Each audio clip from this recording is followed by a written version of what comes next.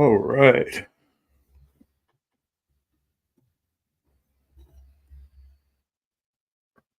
And of course, let me know if my audio is okay, too quiet, too loud, whichever. Just getting a start on the rock pen side. I really should be doing some better self promotion and retweeting my own stuff, but it's a lot of work keeping up with all that. It's a lot of work. Let's see. There we go. Let me retweet onto my other accounts. And then I will get us started.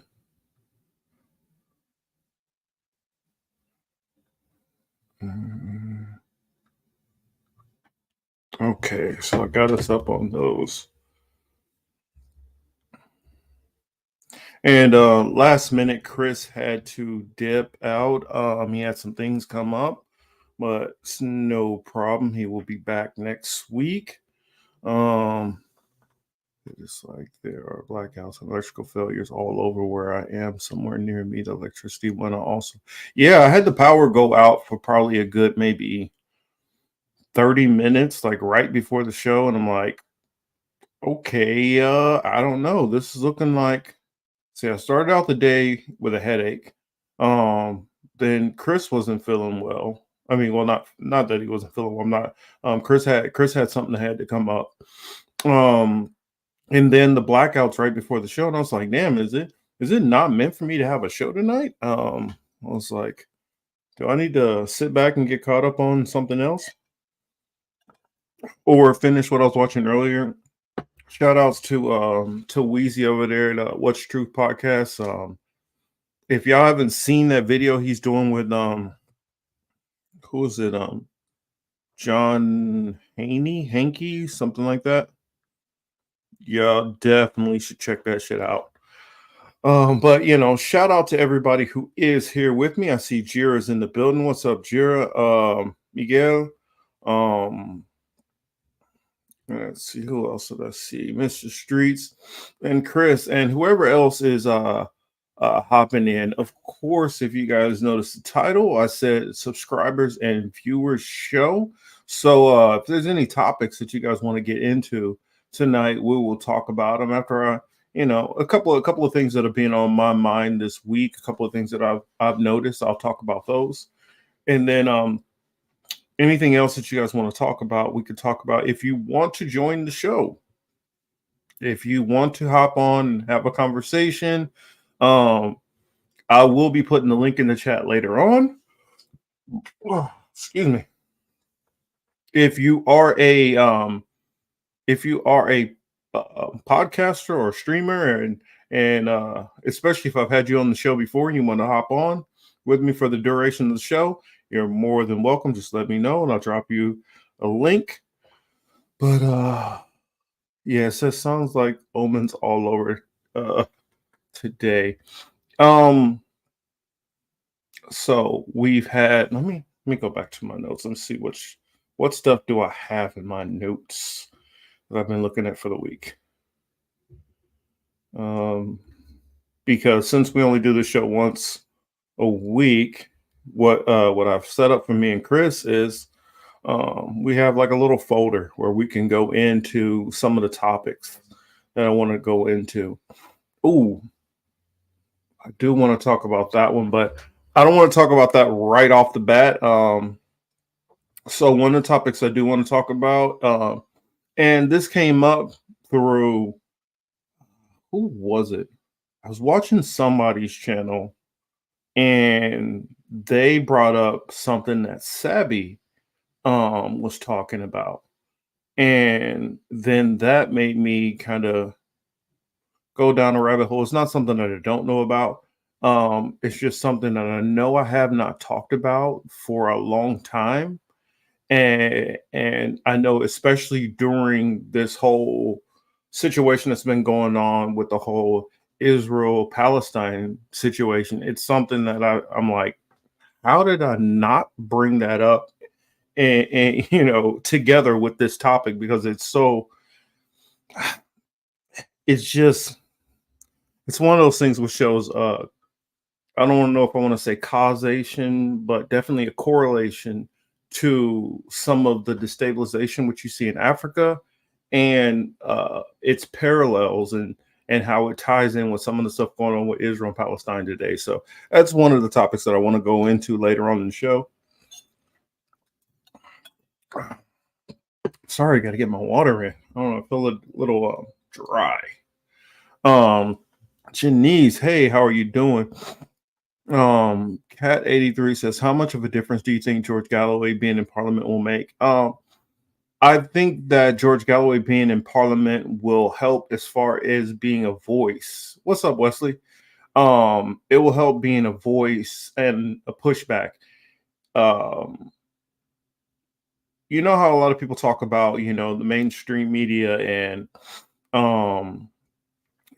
the official narrative and things like that. Well, in the UK, their population is even more bought into the official narrative. So I think that with him having more of a focal point and the mainstream media have to focus on him, not only some of the people who lean to the left and people who focus on his platform in particular, it will force more of the mainstream and even center right, and even all the way over to like the people like the Tories, they will all have to focus more on what George Galloway is talking about and voices like his. So it is good as far as having a counter balance to what's being talked about over there on that side, which even though I don't necessarily talk about it as much, I do pay a lot of attention to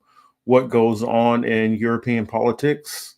I think it's important, and hopefully, this audience at least is not getting bogged down only in domestic issues, and we are paying attention to global affairs as much as we can, especially in a lot of these European countries where you can hear multiple perspectives. For instance, it's hard to get a lot of multiple perspectives out of many countries, but I definitely agree that we should be trying to focus as much as we can. Um, you mean master politics? That's funny. Dubster Brian is in the building. What have I done to owe the honor? Thank you for being in here, sir. And Dubster's had our spats back and forth, but definitely I feel a mutual respect between us, and think he does lay out some good points here and there. So glad to have you here.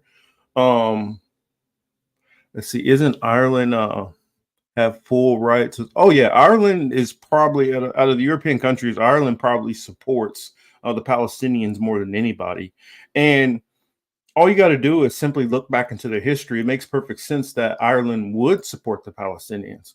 You look back to their centuries-long feud, which they've had with Britain, and going all the way back to the monarchs, and look at what happened with William Wallace and things like that. How he fought back against the monarchy and some of the horrific things which the Britons forced upon the Scottish and the Irish, and so leading into theft of land, rape, robbery, murder, all kinds of things, and indentured servitude. So it's so many things which they've had issues with over the years, and so they can understand what it's like to deal with a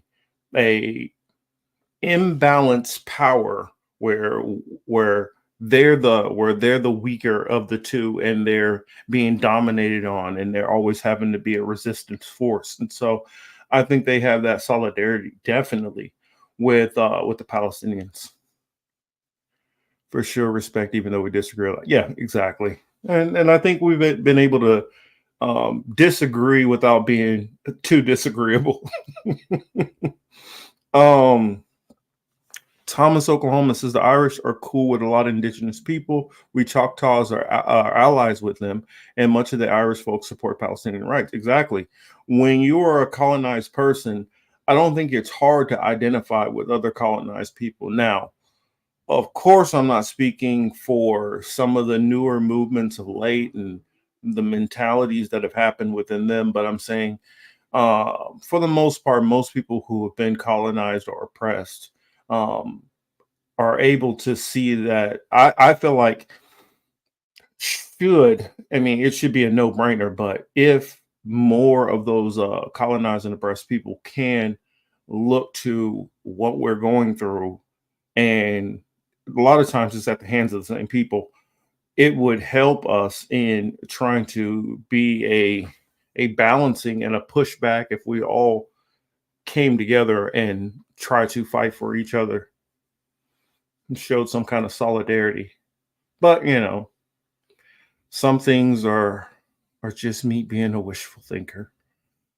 Um oh yeah, a topic that it caught my attention earlier in the week. Uh I think I will start off with this one because I know that the show can get definitely heavier, and I want to start off with at least a little bit of fun to lighten things up. But this is something that's going on out here. I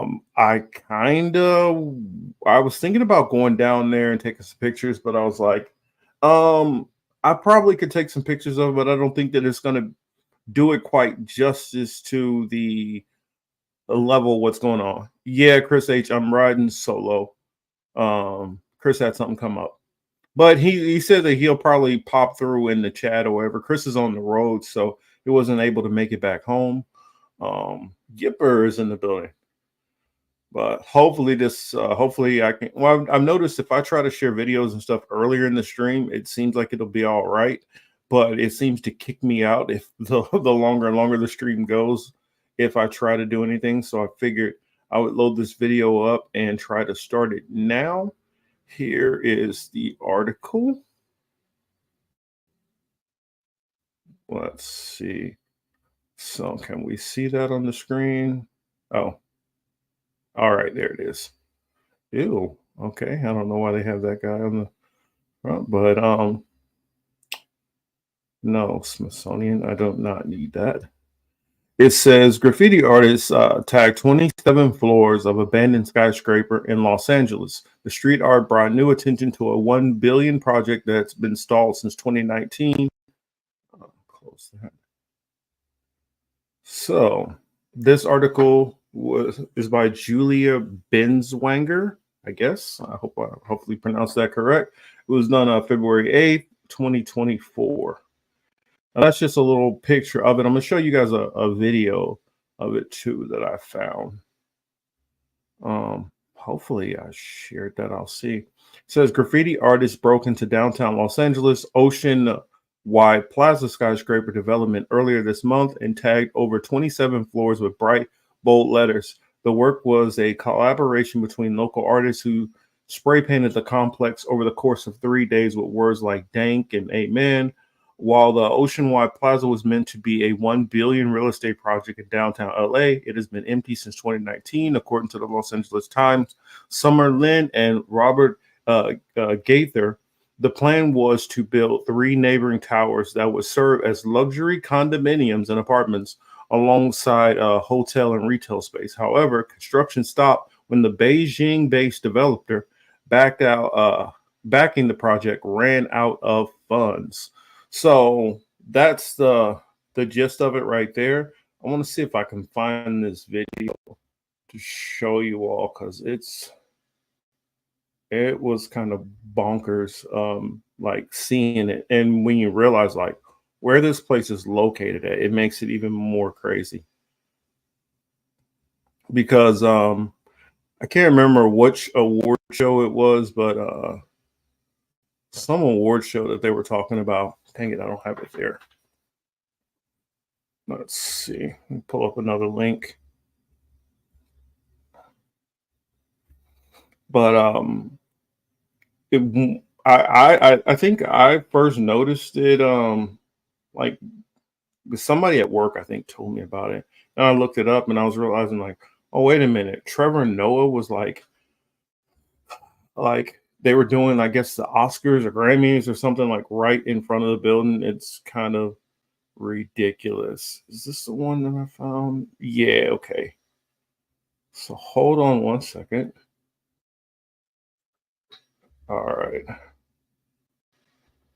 So let's hop back over.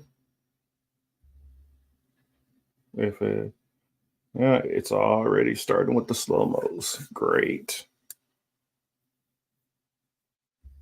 So let's stop that and add the next one to the screen.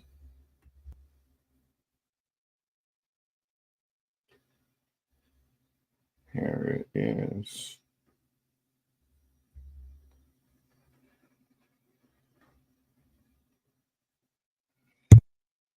Eyesore in downtown Los Angeles, an abandoned luxury high-rise complex covered in graffiti. Now city leaders are taking action. They want the Chinese developer behind the mega skyscrapers to pay for the cleanup and security. But so far, little has been done to close off the buildings and stop the taggers. KTLA's Rick Chambers is live in downtown Los Angeles with the very latest. Rick. Yeah, Cher, this is as prime a piece of real estate as you're going to find in downtown LA, once considered one of the jewels of revitalization. But for years now, it's been empty and unfinished, and the taggers and the vandals have taken it over. But earlier today, the city council finally decided that they would try to do something and turn things around. It's an embarrassment. But now we have to clean up the mess that was created by others. LA Councilwoman Rodriguez is referring to Oceanwide Plaza and its 3 graffiti bomb towers just across from Crypto Arena downtown. For weeks now, people have been sneaking into the property and tagging the exposed walls of the upper floors after unpaid security teams left the property. And the Chinese developer, who went belly up in 2019, is not responding to calls. This has been an empty eyesore for Angelenos. At today's city council meeting, a motion targeting the developer passed unanimously. Mandating the removal of graffiti, mandating securing the site, and cleaning up the debris. Should the property owners fail to fulfill their obligations within the legally allotted time frame, that is 2 weeks from today, we will not hesitate to intervene. Council members say that city crews might actually do the cleanup and then bill the developer, but there's no guarantee of any reimbursement. So the search is on now for somebody with deep pockets to take over the project. There's plenty of real estate people in this town, in this country, to be able to take that over and make something of it, I think. And back out here live, it's estimated that it would cost city taxpayers more than $1 billion if the city was to take over this site. Hence the push now for that new developer. In downtown LA, I'm Rick Chambers. Guys, I'll throw it back to you. Rick, thank you.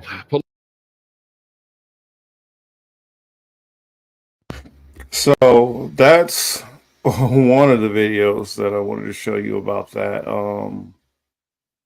Yeah, it's kind of crazy that for those who lived in Los Angeles or have been sports fans for the longest, they've known the arena right next to it as the Staples Center, where the Lakers play. So literally where the Lakers play, that building right there is the building that has been completely tagged up. I myself personally, with how expensive the cost of living is here, I would rather the city going ahead and just, take it over and then, lease it out, so you can have, some more, because more places to live. Yeah, it's called crypto now. Just correct. I would prefer that they would do something like that with it, because the reason why housing costs are so high, and when I say housing, I'm talking about, of course, rental also.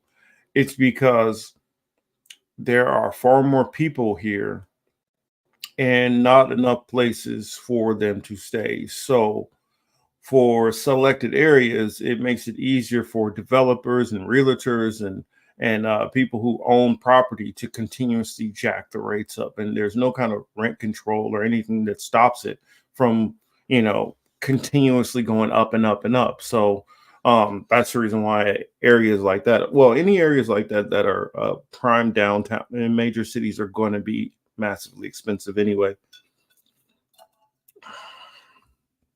Marcus, you lost your mind with that idea. Yeah. The idea that they would actually, use that for some kind of affordable housing. Yeah.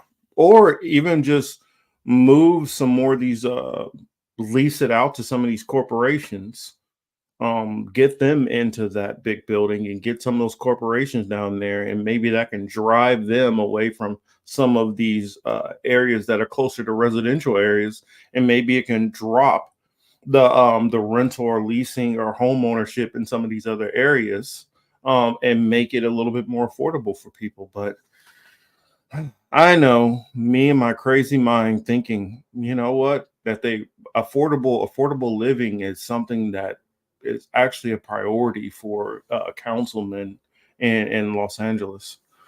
But I just thought that I wanted to show that because I can't think of very many other cities where I've seen. Now, granted, whatever big city is nearest to you, you guys probably see crazy crap like this happen. But most of the cities I've lived in, kind of medium-sized metropolitans, I can't see, for instance, I couldn't see something like this happening in Kansas City. I just don't see it flying. It would be a situation where the city be like, okay, cool, where we're just going to eminent domain that whole thing, and the Chinese company, oh well, you lost your money, bye, it's ours now, and we'll just turn this into the new courthouse, police department, whatever they felt like doing with it. But it's not going to be, well, can we see if somebody can take? No, they're just going to eminent domain it and take the shit, and that's it. Well, that's the thing. Mr. Street. She said that's prime real estate. I'm sure it's something else going on. Well, just like I saw, even with like the Walk of Fame area, I want to say like the pandemic, in my opinion, I remember getting here a couple of years before that happened, and people said that like the downtown in those areas was already starting to it was already starting to lose some of the crowd, and it was starting to die down a little bit.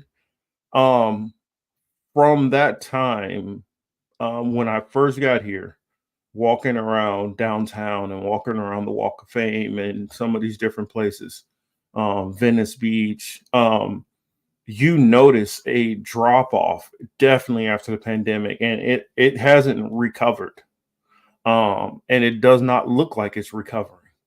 So it could have been that these developers said, I don't want to take a chance putting more money into this area that is not going to be, it's not going to be profitable down the road.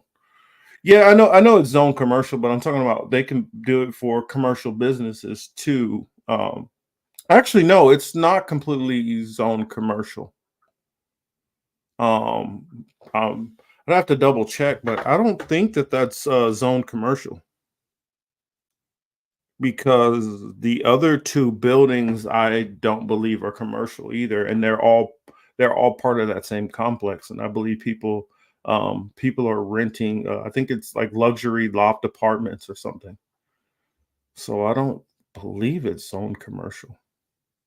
But I could be wrong. Oh, that was the other video. Just for a little extra fun to it. This is something also that they're doing from that tower, which is another thing they're getting upset about.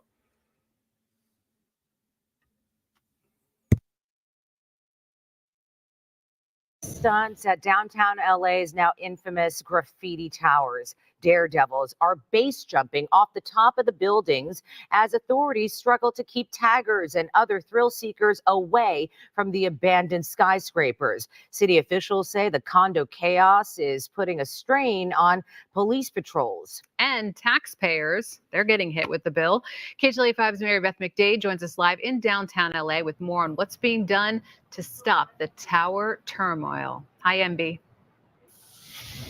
Hi there. How are you guys doing tonight, Sharon Court? Yeah, I just want to show you. So down here, you can see there's flashing lights. So let me tell you, there are police stationed on every corner surrounding these abandoned buildings. And they're out here 24/7, just trying to make sure that no one trespasses, gets inside this building, causes further damage to it, and possible harm to themselves. Video of people base jumping off the Oceanwide Plaza towers in downtown LA are circulating on social media. Just the latest in a string of illegal activities occurring in these vacant graffiti-covered buildings overlooking Crypto.com Arena. We do think that, unfortunately, it has become an iconic location to draw people for nefarious acts. We now have seen a base jump that has occurred off the top of that location. Chief Michael Moore fears something really tragic is going to happen if they can't properly secure these abandoned high-rise buildings. There is a real and present danger to people inside that facility of falling to their death or otherwise suffering some type of serious injury or death. So we need to secure it. With the bankrupt Chinese developers not stepping up to the plate to secure their unfinished project, the LAPD has been left to deal with people trespassing, tagging, and now parachuting. They have arrested 18 people and stopped numerous others from entering the properties. We have 8 units here, and we're doing this around the clock. And we're asking people to stay away, stay out. They will physically be booked if they're found trespassing inside this property. The LAPD has spent some 3,000 man-hours guarding the towers, which requires taking resources from other areas in the city. The LA City Council is considering a $3.8 million motion to secure the building with better fencing, security services, and fire safety upgrades, and to clean up all the graffiti. This property's been sitting here for 5-6 years now. There's no one living in it. It's essentially just rotting to waste. There's nothing going on with it. And city leaders are also looking at ways to send the bills to the developers and also how to pursue possible legal action if needed. For now, reporting live here in downtown LA, Mary Beth McDade.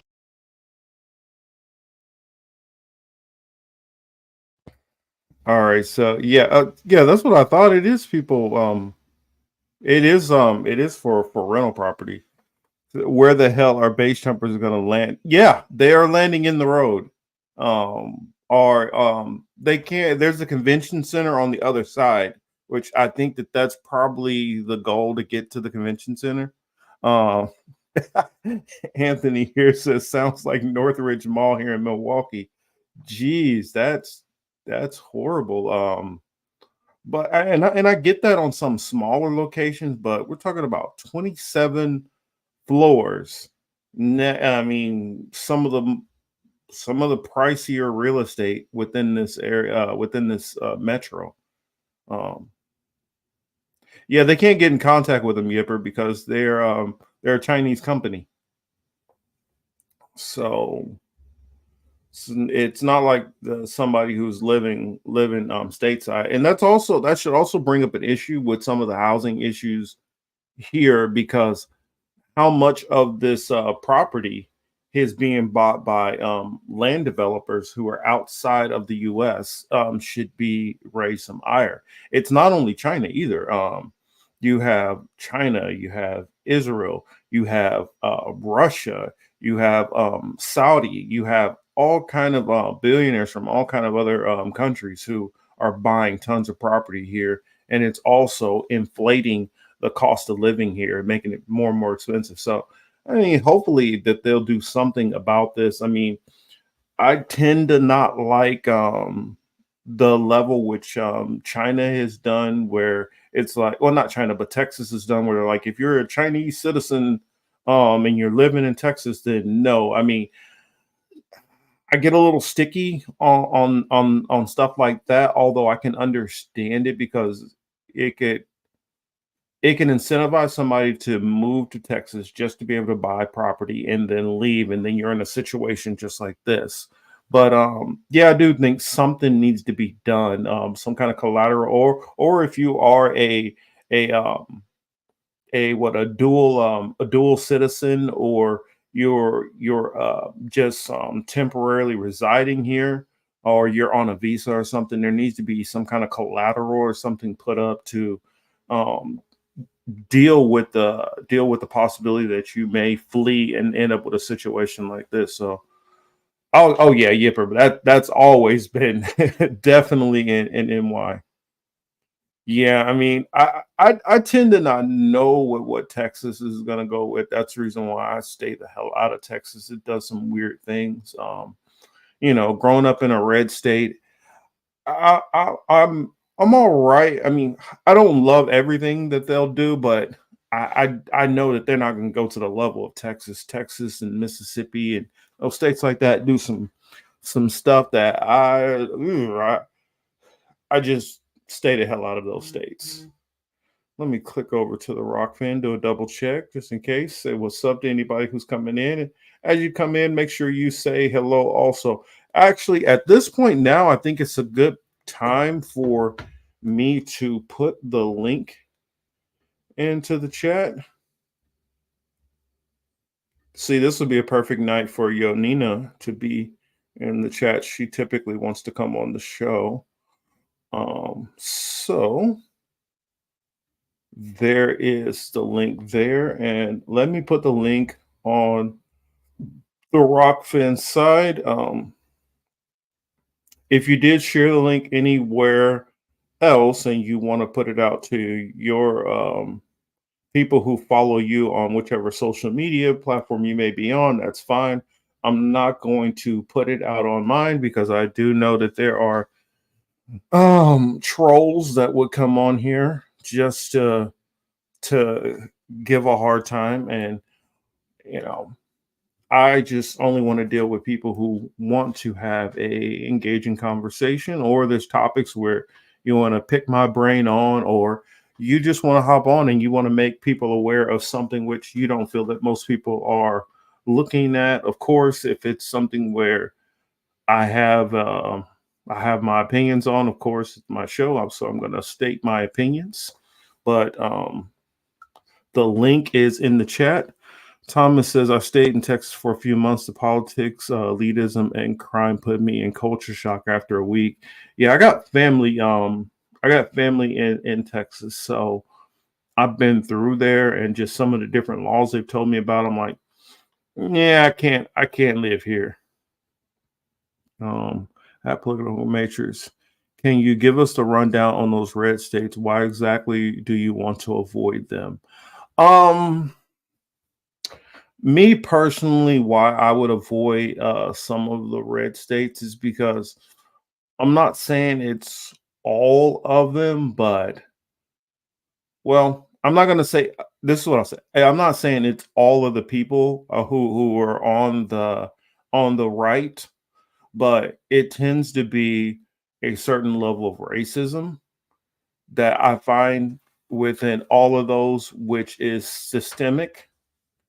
And that's the reason why I want to clarify when I say that it's not all, but you do have plenty of racist people who are in power to do racist things. And you have enough people in those red states which don't care, turn a blind eye, or don't believe it's happening. So it lets a problem persist. Another thing is I find red states tend to kind of have this is how it works in my circles, and have a hard time putting themselves into other people's shoes. So, for instance, a lot of, like, for instance, in Kansas, when you get out into the rural areas, in those rural areas, small towns, everybody knows everybody. So if this person over there needs help with the water bill or taxes, or they need help with something, the community is more apt to step in and help each other as a whole. So they feel like we don't need any kind of government intervention or any kind of laws that would do anything like that. So when they take that mentality to a larger city or to the state capital, well, in Kansas City, which is a larger area, everybody is not everybody's neighbor. Everybody got problems. They can't be helping everybody else. So you might need to do something from a state level to help out and deal with some of these things. Whereas in a small town, they don't run into these same issues. So since they don't have the mentality of how things work on this other side, they do things in a different manner. And I think it's many of them are so focused on how it works for me, how it works in my community, how it works where I grew up. They don't take into consideration how it is for other people where they grew up and how different it is in those areas. So that's some of it. For instance, you have like a tale of two counties. My county was the smallest size-wise county in the whole entire state, but it has the most densest population, and it has the highest minority population. Pretty much majority of the minorities who live in the state of Kansas all live in this county or a couple of other counties that are on the eastern part of the state. The people on the western part of the state, they tend to not have that same issue, and also some of them from having these big ranch type areas and more farming and stuff like that might have more income coming in. So since they don't have as much to pay for as a county, and they have more income coming in, it tends to lead to better schools. Whereas when you get into the inner city areas, the cost of living is lower with more people, more things to take care of, and it leads to less money going into the schools per capita. So it leads into us having worse quality schools overall. And just that mentality from people on the right, it just doesn't translate a lot of times when they start dealing with an entire state where the rest of the state is completely different than your side of the state. So that's what I would say. Also, Texas has some crazy laws too. Like when I found out about the purple tag, where if you walk across purple tag, that's a property line, anybody can just shoot you.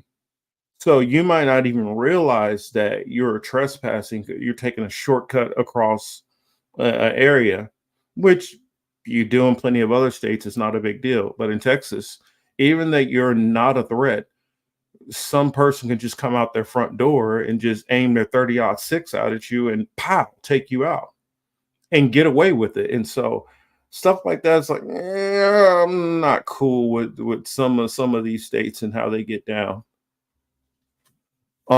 Especially like perfect example. If you grew up like out here in California, which I didn't grow up out here, but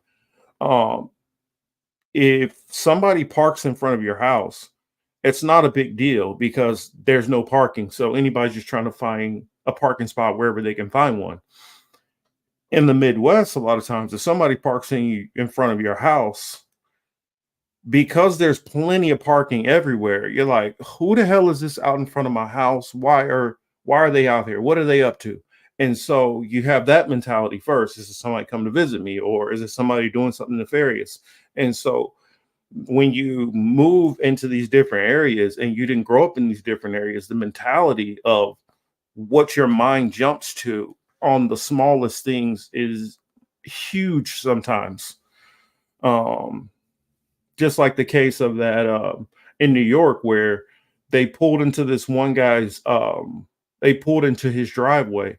And keep in mind, we're not talking about a driveway like, oh, well, it's a 20-foot driveway. He's like right there and it's the middle of the night or something. This is super far off. This is like easily like 100 yards from this dude's house. And he just comes out. just firing away.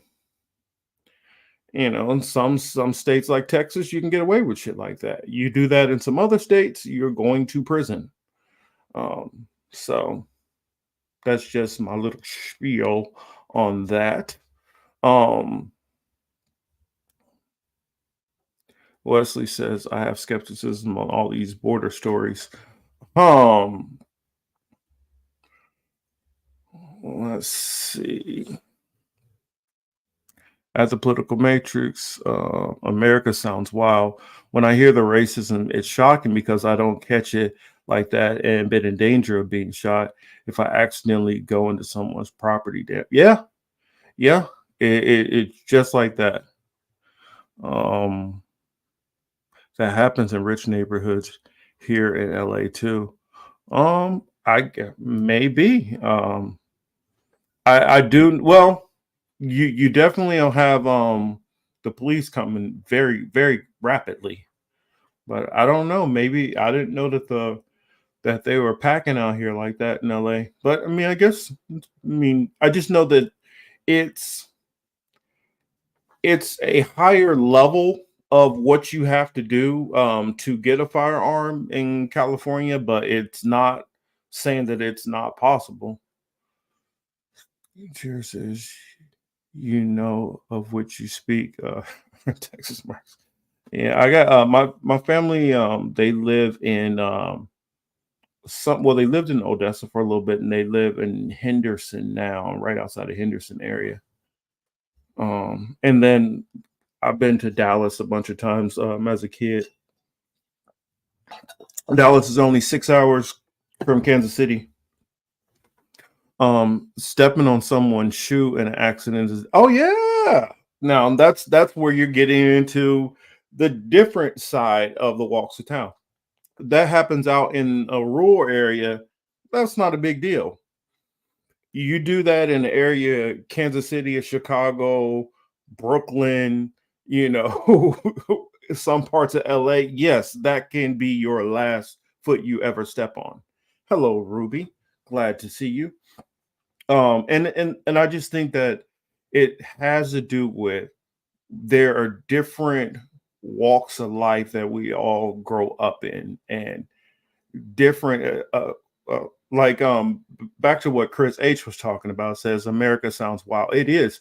You have so many different aspects of this country, and a lot of people who are living in a bunch of different echo chambers, and life for somebody in this area is massively different from somebody in another area.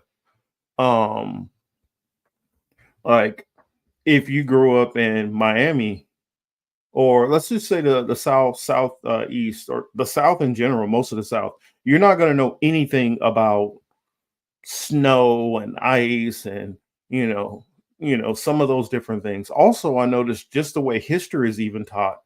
History, there's so much stuff that happened with the Trail of Tears and Indian Removal Act and the Civil Rights Act and slavery that people I talk to on the West Coast have no clue about, like never heard of it. And then there's stuff also that happened that I talk to people on the West Coast that know about the Oregon Trail and know about like a lot about Japanese internment camps, and know about Californians. And when I mean Californians, I'm talking about how California was its own country briefly. It wasn't Mexico, it wasn't the United States. And when they redrew these lines, all these people who considered themselves Californians all of a sudden are now considered Americans. And to the white people who were here, they start calling them Mexicans, and they're like, I'm not a Mexican, I'm a Californian. Mexico is the country that was under the rule of the Spaniards. We broke free of the Spaniards. And so you got so many different histories going on. I know people in New York, they'll talk about Christmas Attic. A lot of people in the Midwest don't know anything about that stuff. They don't know. And then some of the stuff that happens in the rural areas about how um, they might bond together, and it's like somebody comes down with cancer, and out in this small town, most of these people all might come together as a community and start raising money and chipping in money for each other to help out that person who has cancer.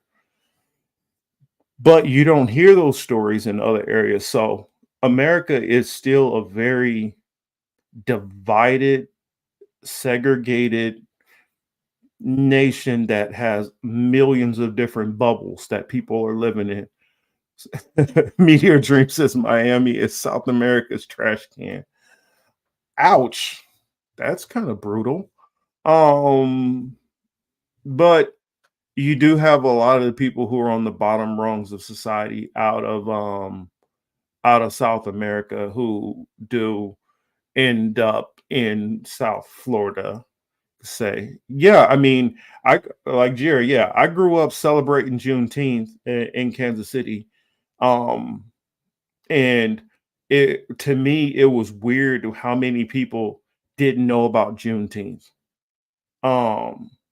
It was weird to me how many people, like for instance, didn't know about Greenville, Tulsa, Oklahoma. Now, granted, my grandparents kind of grew up in that area. Their family literally like survived through, the Greenville massacre. And so when I hear people talk about that they didn't know about Black Wall Street and stuff, it's mind-boggling to me because it's like, duh, of course you know about that, but a lot of people don't know about it. I had Kansas Jayhawks. There's a lot of people who don't know about how Missouri and Kansas used to like have wars against each other, and the Jayhawkers was like a militia that used to fight against Missouri when it was slave state versus free state. And it's just interesting. Oh yeah, Yonina, I put a link in the chat also if you wanted to hop on. I'm leaving it open for anybody who wants to hop on the show and talk about whatever issue they want to. I guess I kind of went on that topic for a little bit, but I'm putting the link back in the chat for anybody who'd like to hop in. Thomas, Oklahoma says Florida was Latin America's safe zone for light-skinned right-wing Latinos who fled leftist or black native uprisings. Exactly. Cuba being a perfect example. Yeah, well, yeah. Well, then I'm with you there, media, because Gusanos, I hate them. I mean, hate's a strong. I shouldn't say hate, but I despise a lot of them because of their mentality and their thinking and a lot of their racism. Let's see. Did any of y'all pay attention to the State of the Union? And I guess what we've had Nikki Haley drop out of the race, which about freaking time. I know Biden's State of the Union was what I heard of it was kind of hot garbage. They had him souped up on all the right good stuff, and he was able to go for the most part. Oh, Chris H, you didn't miss nothing. It just the big highlight of it is everybody went back and forth about this what's her name? Lincoln. And it's funny while they were saying say her name, I'm stumbling on her name. Laken Riley.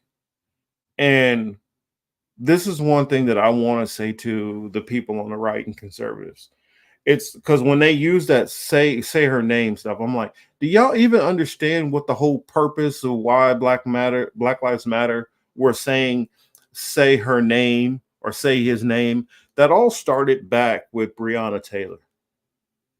And the point in being, in fact, the point of the Black Lives Matter protest before it got co-opted, the whole point is, oh yeah, he did a great job. I love Amazing Lucas's stuff, but the whole point of the whole say her name or say his name is because these are movements when we feel that justice is not going to be achieved. For instance, Breonna Taylor, what happened? She was killed, nothing happened. But Laken Riley, the suspect's in custody. Trust me, he will be charged to the high extent of the law. What is the need of a protest for that? What is the need? It's not like justice is not being held. Trayvon Martin, that dude got off scot-free. That's the reason why these protests, because we feel there's a miscarriage of justice. Now, what they're doing, what they're really trying to do is they're trying to use this thing with Laken Riley as a justification for border war stuff, for border politics. This is what this is. This is using this woman as a political football because she was killed by an undocumented person. That's the whole point of this.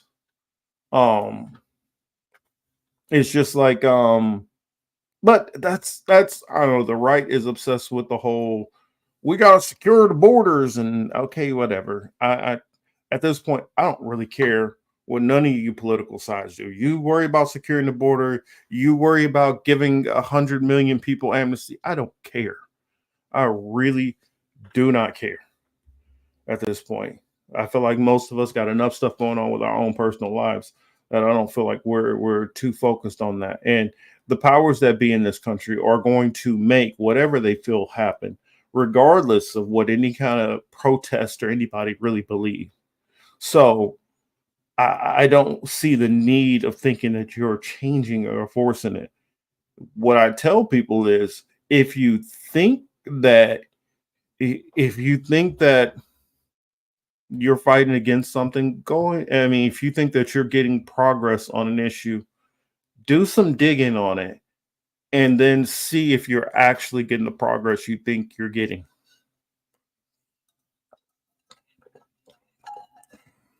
Because a lot of people think they're winning and they don't even realize the score of the game, what's really going on. Trayvon Martin's family had to protest just to get George Zimmerman even arrested, even though we know he shot Trayvon. Exactly. That's my point. That's what the whole say his name stuff is about. Because if there wasn't a protest about Trayvon Martin, nobody would have heard about this, and George Zimmerman wouldn't even be getting stressed at all. That was the whole point, because they were trying to completely get George Zimmerman off the hook completely, not even have to arrest him or anything. That's the whole thing with Ahmaud Arbery. That's the whole thing with Philando Castillo. That's the whole thing with all of these issues. That's the reason where these protests are coming from. It's not the Zionists are propping up the blacks to go against. No. If you guys really think that, and it shows that you're stuck in the propaganda bubble yourself, if you really believe that, some Zionists have pumped it into black people's head to think that they need to protest this stuff. Let's see, we got somebody coming to the stage. Hello, it says Dove Ahu. Is that correct? Oh, that's Yonina. What's up, Yonina?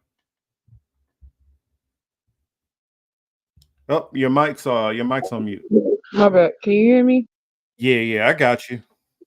Yeah, I wanted to jump up here, but I know my audio will be trash because my headphones. But I'll be up here. You just rock it as long as you can. Okay. All right. So I was kind of going into a little bit of a rant on the whole conservatives pushing the whole Laken Riley thing and say her name. And the reason why a lot of the stuff like that was going on. What's your thoughts? Well, see, this is the same thing. This is why I say all these things are planned. because I remember in Iowa not too long ago a case almost just like this one where a migrant on a work visa, so they called him, Mm-hmm. killed. They say that he killed a white girl who was going to university in Iowa, close to Mm-hmm. Davenport, around there, and she might have been a University of Iowa student. But anyway, they pinned it on him and they said that they had the DNA to match and all this other stuff. And something in me said that little, Venezuelan man or whoever he was, he didn't kill that girl. I Hmm. don't, and then today there was something that popped up in Colorado where the forensic biological scientists said that they faked most of their findings for the detective. I think did I share that in the TG? That Yeah. yeah, that she faked most of her findings with but the biological, evidence and shit like that. And I'm Mm-hmm. like, so how many of those cases, were innocent people that you just, you know, uh sentence prison for a long time for something that they didn't do, like, so that, and it's done to protect, certain people. It's like this there was a lynching, a couple lynchings out here in Illinois, in the so-called more conservative areas, and Mm-hmm. this man was found, and there were signs that he had been, lynched because he had the markings around his throat. And they talked about that, but they didn't go into in depth about it, right? Mm-hmm. But they say they found his body in the river, the Illinois River, and they said that it was a suicide. And I'm like, how is that a suicide? So Mm-hmm. anyway, it's these killings and stuff. I think it was somebody else who killed this person, who the white girl. I think it was a white person, a white boy, a white man who killed her, and is being pinned on this migrant person. Because, like I say, this migrant issue is serving the left and the right. Okay, don't be fooled Yeah. at all. Not, what I'm saying, not in a day. You got people who like Tulsi Gabbard, who, what I'm saying, she was left and then she jumped over to the right. One foot, hop on one foot, then hop on the other foot, right? You know what Mm-hmm. I'm saying? Can't hop on both feet, you're gonna fall down. So you gotta be one on the other, right? So Mm-hmm. she's talking about how the migrants come in and then they doing the work that Americans who are so fat and lazy don't want to do anymore because they're just so entitled now, and stuff like that. You She know, fall into that right wing bubble, been over a fox too long. but see, the thing about Tulsi, that's why I say this whole voting thing is a fallacy, because you have people who really know about the Constitution and stuff that come out and say, uh, George Washington preached against the two-party solution. He was Mm-hmm. against that, and nobody's listening now. Nobody wants to hear that. That's what they did over in England with the loyalists and the separatists. Mm-hmm. That was a two-party system, and then we got over here, and basically, it's like the cell. You can't stop the human nature from being human nature. It's gonna divide whether you want it to or not. That's how we multiply. We divide and multiply. That's how all our cells do that. We wouldn't be alive if they didn't, right? Right. So, so yeah, um, Well, and to add on to that, Yanina, a lot of people don't know that Lincoln, I mean not Lincoln, but Washington actually uh they actually wanted to make him a monarch. They wanted to make him king at first. yeah, they did.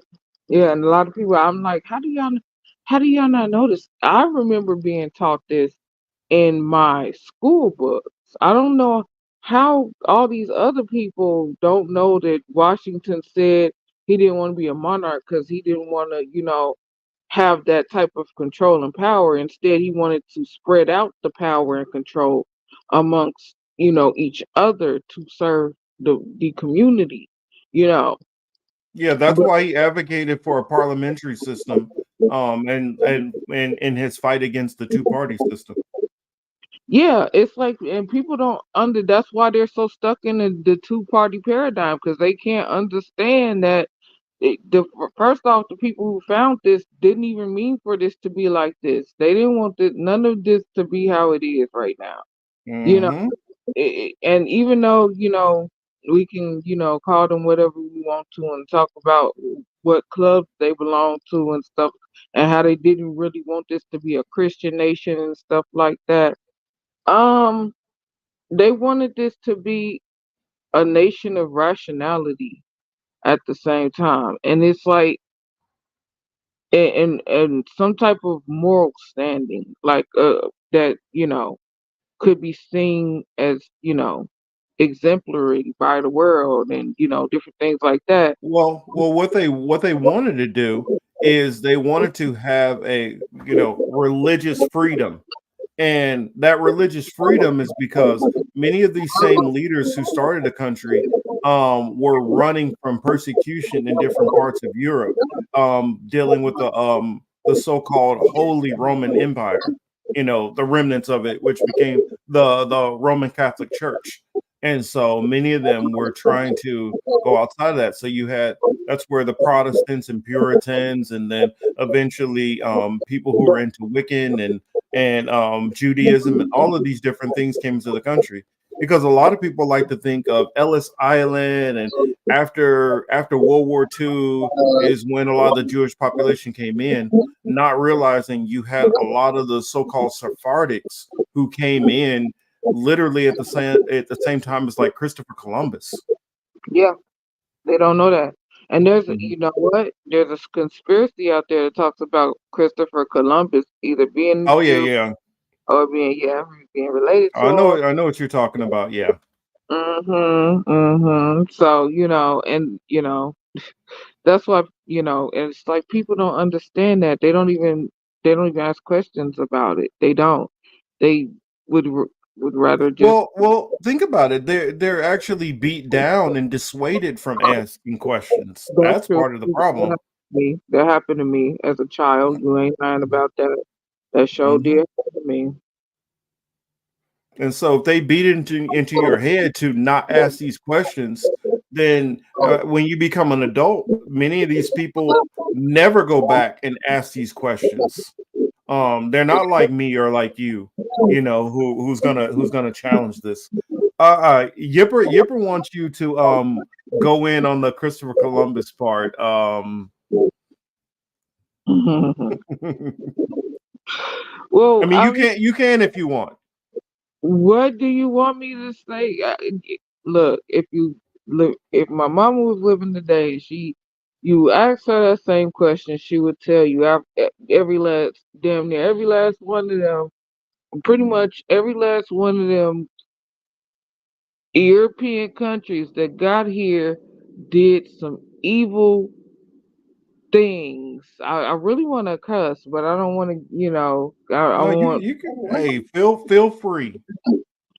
They did some really evil, fucked up shit, and them blankets that they brought over here ain't even a half of it. You know what I'm saying? Mhm. They don't know about the 50 million, bison that you want me to go in on Christopher Columbus. He ain't the only fucked up one, and honestly, they were all just as fucked up as him. Ain't no mo. They're almost fucked up. Every last one of them, from the ones killing the 50 million bison to what's his name, Columbus himself selling 14-year-old girls off to be, you know what I'm saying, it's some 30, Yeah, 40-year-old. yeah. He sold her into prostitution. I mean, in his journal, I remember reading that he preferred young girls from the ages of 6 to 9 years old. Like some time muted shit, huh? Yeah, I mean, I mean, a lot of people, I'm trying to remember what's the term which were called for Sephardics when they were forced to convert to Catholicism, but they didn't actually convert. It's a term that I'm blanking on right now. But no, that's not it. Damn, I can't remember that term for nothing.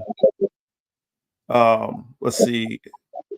Yipper says, at Political Matrix, 5th grade, my teacher said, you put indigenous people are the ones that discovered America, not Christopher Columbus.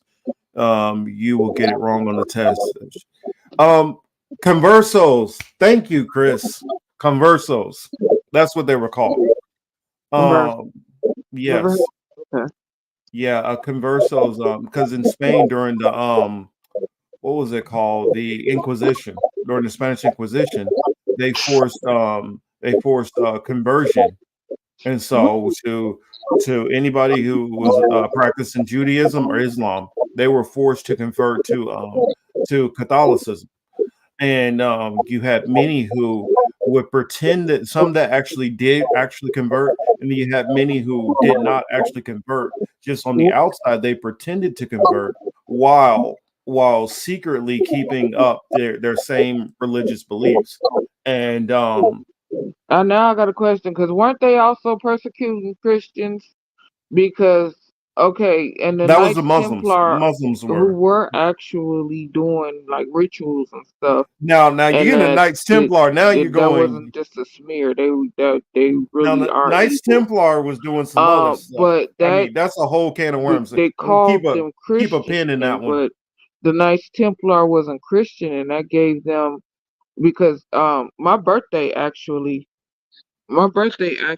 is right after the day after October 14th. I believe it was 1099, something like that, when the Pope bust in on the Knights Templar, October 13th, 1099, and took them all in. Oh, you're talking about October what is it? Friday the 13th, when they were all mass sentenced to death, and they killed. October, Friday the 13th. I believe it was 1099, something like that. Well, my birthday is right after. It's the October 14th. Okay, I was born 1987 though, so But yeah, I'm the day after. My day is the day after that, and I'm born 2 days and 100 years, I believe, something like that, after Aleister Crowley. And there's is deep lore to my life that people don't understand. That's why when I start talking about things, they don't know how to take it, because I talk about a side of life that they don't think about often, and they more than likely wish wasn't true, but it is. Well, I tell people it's so many different levels to understand about all this stuff that's going on. You just got to understand that majority of the stuff that you think most of it was lies that you were learning in school.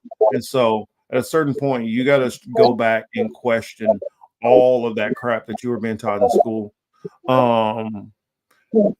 Like I would go into, when you brought up the Knights Templar, a lot of the Knights Templar on paper, what the Knights Templar was supposed to be doing was they were supposed to be protecting the routes for any kind of travelers who were making a pilgrimage to Jerusalem. And that's what they were supposed to be doing.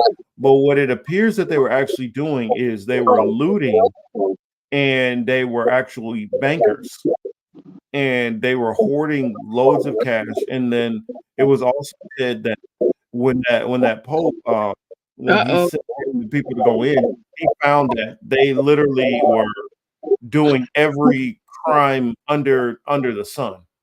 I mean, anything you can think of, they were doing it. I mean, I heard even accounts up to bestiality. They were doing it all. And they were supposed to have sworn a vow of celibacy. But no, they were known to pick up hookers. They were known to engage in homosexuality, pedophilia. They were committing murder. They were committing sacrifices. and that's also where some people say the whole knowledge of Baphomet was spread because that some people said that Baphomet was their actual god. Right. Yeah, and he was because it's Baal. It's the golden calf. It's every time, every turn. It's the same thing. It's yeah. So definitely, and they connected to the Elias Levi. A lot of people don't Elias Elias Levi. They don't know. People Yep. don't know who he is. He's a very evil man as well.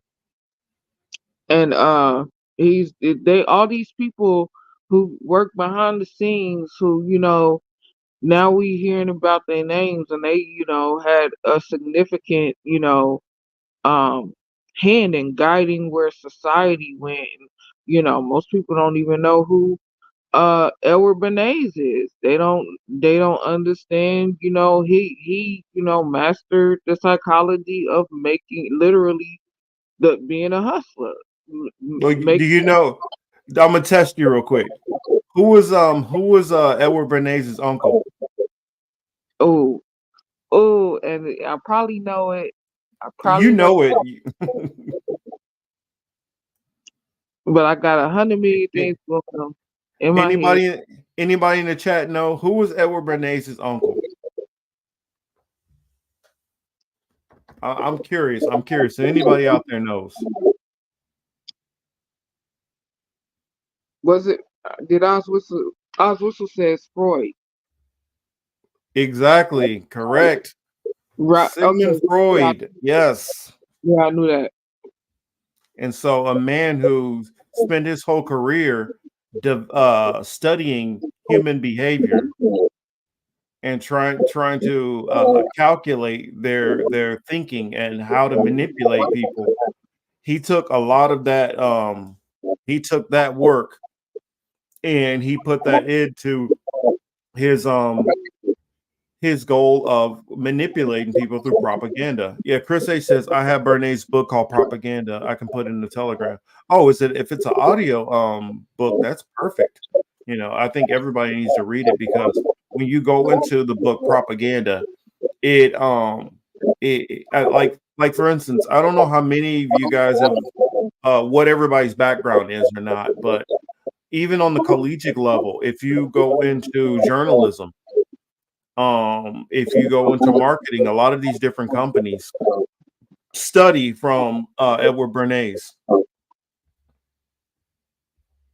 Yeah. Mm-hmm. Because that's how, and it goes so deep that people don't even understand that MK Ultra was just another part of that. It was actually basically kind of like a result of it, because there's stories about housewives back in the day that would see a vacuum cleaner ad on the TV. And every time she saw that ad, for some reason, she had to go out and she had to buy a new vacuum. And it became like a running joke. That's why the honeymooners, what's his name, got mad at Ethel every time she bought something new and he sent her straight to the moon, right? Because and he's under heavy strain because of how he's being treated at work. He's not being paid enough. That's how you feel. He's not getting to where he wants to go. He feels like, the boss is after him and he's after, what I'm saying, there's high tension between industry workers and, their bosses at the time. So that was displayed perfectly in the honeymooners. And they really did beat their wives and probably really did tell them they was gonna send them straight to the moon too.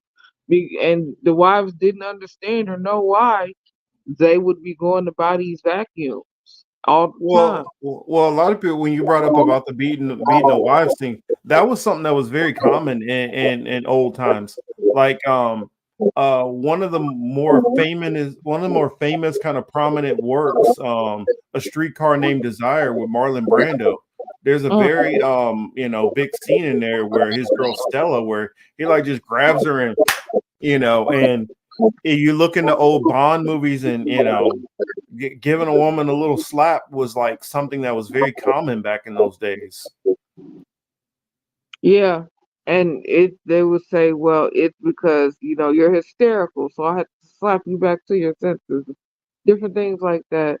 And, it's like they would make it these excuses. Now, I understand if a woman is, in shock, but don't slap her. Like, don't slap the guy either. Like, find something to cover them and stay with them and try and keep them comforted and warm so that, the shock don't, cause their body to shut down and call 911, Well, yeah, you get into the medical science back in that time. Some of the stuff which they used to do, tinkering around with women, that they felt got out of control and got too mouthy and things like that. Trying to remember, what was it called with the Stepford Wives? This is kind of what Stepford Wives, what that was kind of mocking or alluding to. And there's a more recent movie that was done that's kind of an homage to the Stepford Wives kind of thing. I remember, what was the name of that show? I don't know. I can't remember it. Let me see. I might. You know what movie I'm talking about? Like recently, It's a movie. Let me see. A movie recently that they just did. Not just did. It might have came out in the last couple of years ago. I can find it. Like the Stepford Wives. If it's on Netflix, I probably don't know it. And they've just been coming out with movies after movies after movies. It's like, how many movies can somebody watch? I mean, I'm asking that knowing that I can watch at least, a good 5, but I'm just saying, what are they trying to do? It's like that's a distraction technique. And, of course they want to make money from it, but it's distracting people because people can't even focus right now if it's not Wait a minute. anything. No, keep going. If it's not anything they want to, focus on, they don't even want to focus on it anymore. A movie like the Stepford Wives, I don't even know it. If it's on Netflix, I don't know it. I can 'Cause figure I don't even have an out. account. That's her name. Florence Pugh is the main. I know about Cuties though. Oh, it's called That's one Don't of the Worry. reasons why I don't have It's called Netflix. Don't Worry, Darling. Mm-mm. Who? Yeah, it's called Don't Worry, Darling. Don't And worry, it's kind darling. Okay, I think I let me see. I can just in pull up passing. an image of that so you guys will be able to know what I'm talking about, because it doesn't seem as nefarious as it is from just the picture of it. But Right. it actually I froze up. Just let me know if let's see. I think it's gonna let me come back. Nope, not yet. Okay. Well, we can still hear you. Okay, as long as you guys can still hear me. But yeah, the movie. Let me see if I can give you an overview. It says, in the 1950s, Alice and Jack live in an idealized community of Victory, an experimental company town that houses the men who work on a top secret project. While the husbands toil away, the wives get to enjoy the beauty, luxury, and debauchery of their seemingly perfect paradise. However, when cracks in their idyllic life begin to appear, exposing flashes of something sinister lurking below the surface, Alice can't help but question exactly what she's doing in Victory. You know what that sounds like? Yeah. That sounds like something that's based off like real life events from the Manhattan Project. Well, it does kind of feel like the Manhattan Project, because the men are all going off to this job and you don't know what's going on. and the women all kind of sit around all day, and they kind of relax, but it shows it from the perspective of more of the wives, and I don't want to say anymore, because it's one of those things where if I tell you what's going on, it kind of spoils the major twist at the end of the movie. But yeah, I think Rotten Tomatoes, they didn't like it very much. Or let's see, what did they give it? No, Rotten Tomatoes gave it a 38%. Audience score gave it a 74%. So you know how I'm always giving y'all movies to watch. That's one I definitely recommend. Yeah. All this stuff about controlling people, because it's a lot of that going on.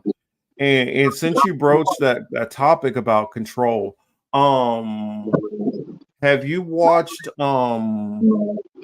Truth Unedited? Do you watch Truth Unedited? When I remember that they exist, they do not cross my feed that often. Well, he currently let's see, what did I just get? Chris H sent the and for those who are in the Telegram channel, Chris H has just put the Edward Bernays book Propaganda, Propaganda. He's put it in there for us, so make sure y'all go check that out. What else? Let's see. It was, well, that's right. I'm gonna put a button in that. I'm gonna get back to that. But what I did, there was one other topic that I had in mind that I was gonna bring up. Don't drop.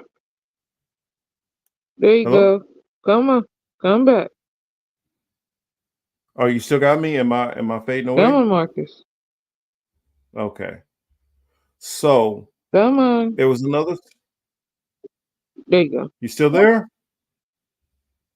Mm, You still there? we had you. Let me check my screen Okay. on YouTube and see if I'm still there, because it looks like Yonina says she's losing me. Hey, in the audience, let me know if I'm still there, because I can still see everybody. You're back. Okay, cool. Before we get into that topic about Truth Unedited, there was another topic that I did want to get into. And so it doesn't lose me, I'll pull it up on my phone. I'll pull it up on my phone, that way hopefully it will not lose me. But Savvy, I'm gonna bring up Savvy's tweets. Was it this one? Oh, wait a minute. No, that's not the right one. That's the one about goofy ass RFK. Did you guys hear the RFK song? No, but I heard about him bringing up other pedophiles when he was trying to defend his right on his pedophile friend's pedophile jet. So there's that. I'm gonna play this for you. I warn you, it's going to be a hot mess. The PDF file. All right, here we go.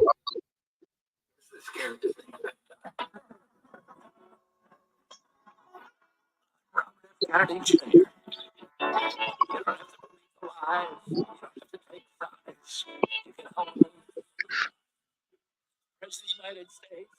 I'll be standing on business and helping the community. Only try to get something to eat. If you see somebody lonely, you should try to be their Okay, that's enough of it. But that's I don't know who. I don't think that's Lil Bootsy, but oh, Street says he can't hear it. I'll back it up. But this is RFK's song. And I'll say it first so you can get a feel. It's so scary to think of it. Robert F. Kennedy. Oh, first, can you hear that? No, not really. Oh, here. Really? Okay, wait. Okay, play it and I'll let you know when we can hear it. Junior. You don't have to believe the lies. You don't have to take sides. Okay. You can help me. Oh, As the United States, I'll be standing on business and helping the community. Couldn't hear that at all? I heard a little bit of it, but I didn't hear Yeah, that's RFK has a song out now. It's talking about standing on business. Oz whistles. Yeah, I mean you're right about that. It says RFK. It's hard to understand on Good Sound. But standing on whose business? he's 'Cause it's talking about as president, he'll be standing on business. whose business? 'Cause it won't be nothing dealing with ours. I don't know who business it would be. Definitely. Let's see. If you're on are you on a computer or are you No, just on your phone? Oh, okay, never mind. I got two devices though. I Oh, got okay. this one and I got my other device. Why? Because I was going to if you had it on your phone, I was gonna have it come on I was gonna try to see if I can share it if it'll go through. Let's see. Oh, I think maybe I might be able to play it. It's so sometimes I just wish people would just stop doing what you're doing. Just stop it. They won't. Even So the did that. That's exactly why we're headed where we headed. all right, let's see. Screen share. Yeah, I gotta show y'all this because this was just gross when I heard it. And I'll say it first so you can get a feel. This is the scariest thing I've ever done. I'm Robert F. Kennedy Jr. You don't have to believe the lies. You don't have to take sides. You can help me heal the divide. As President of the United States, I'll be standing on business and helping the community. Hey, yeah. If you see somebody hungry, try to get to eat. If you see somebody lonely, you should try to be their peace. Southern hospitality, tell people that you love them, and that gon' make a better sister and better brother. We all got a purpose, and you find it when you struggle. Can't worry about who ain't with us. We got each other. We black and beautiful. That's enough. I don't want to get that song too much clout, but yeah, that's our RFK's song.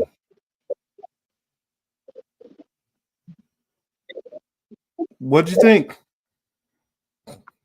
Why did he do that? I don't know. And it's called Standing on Business.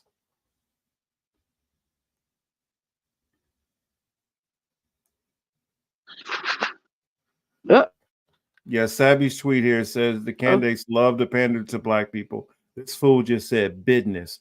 Everyone speaks our language when they're trying to get votes.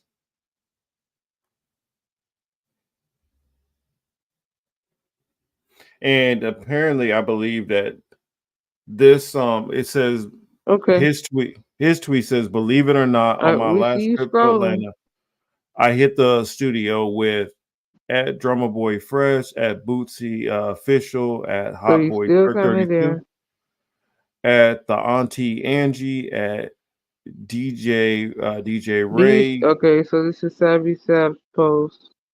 These and we're candidates officially love releasing to our new pander to song. black people. This fool just said business. Everyone speaks our language when they're trying to get votes. Yeah, everybody speaks pidgin when they're trying to get votes. That's the point. Yeah, Chris H. I mean, I That's why agree. That Biden might used to tell us sound. we not black because we ain't vote for him. Marcus, It, you are idling. There is no picture. no picture. Hold on. Let's see. Okay. Let's see.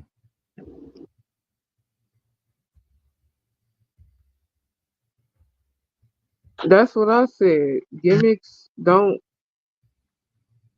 get votes now. Everybody see through that. And Killer Mike inviting RFK. Yipper, you almost made me say Would something. you? I'm gonna be peaceful on somebody else's channel. Would you almost say? Oh no. Hello? Yeah. What the heck? Why is it not showing? Okay, there we go.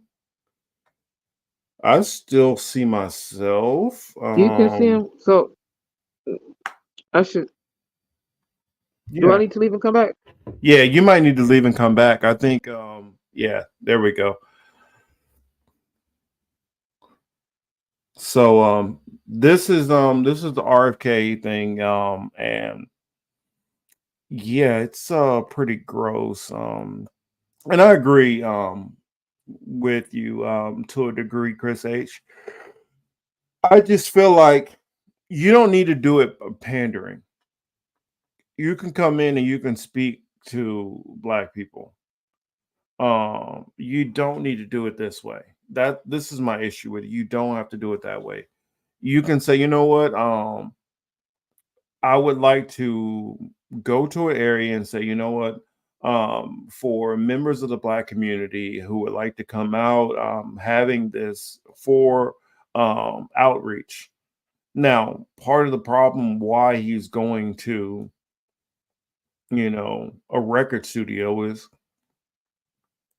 we don't have any leaders that we don't have any leaders in the Black community. That's the thing. If they say, they drop down in San Francisco and they say, you know what, I want to talk to the leaders of the Chinese community. There's somebody you can go and talk to. There's somebody who they run some kind of a council, whatever it might be. If you want to go and talk to somebody in the Italian section or the Jewish community or whatever communities you want to think of, there's a representative and there's a leader that actually does speak to and can speak for a chunk of the community. Well, the problem is Black politicians don't speak for the community. A lot of these Black pastors don't speak for the community. So there's a problem. I'm back. Okay, you're back. What I was talking about is part of why they pander rap stuff like that is black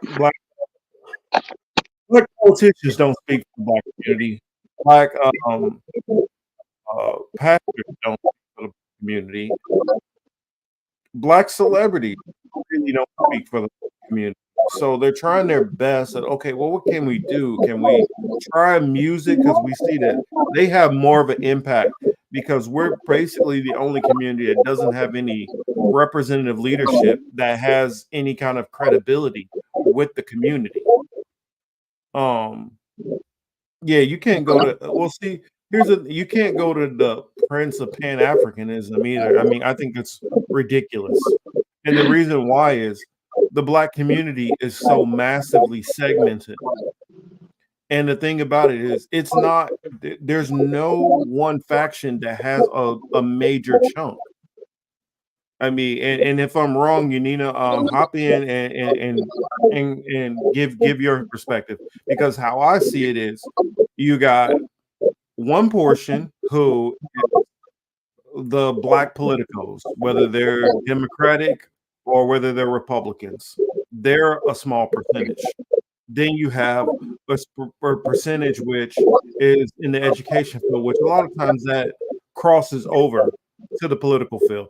Then you have an aspect who are just the religious field. And then we're broken apart on age demographics. Then we're broken apart whether Christians, Muslims, whether you are what are some of the other ones?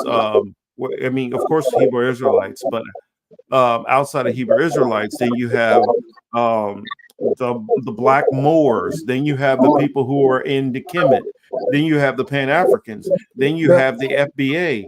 Then and so you have the Black community segmented into so many different sections that there's not a leader that any of us respect across the board. No, no. And everybody had a problem with Noble Drew Ali, and everybody had a problem with this Much one, love, Oz.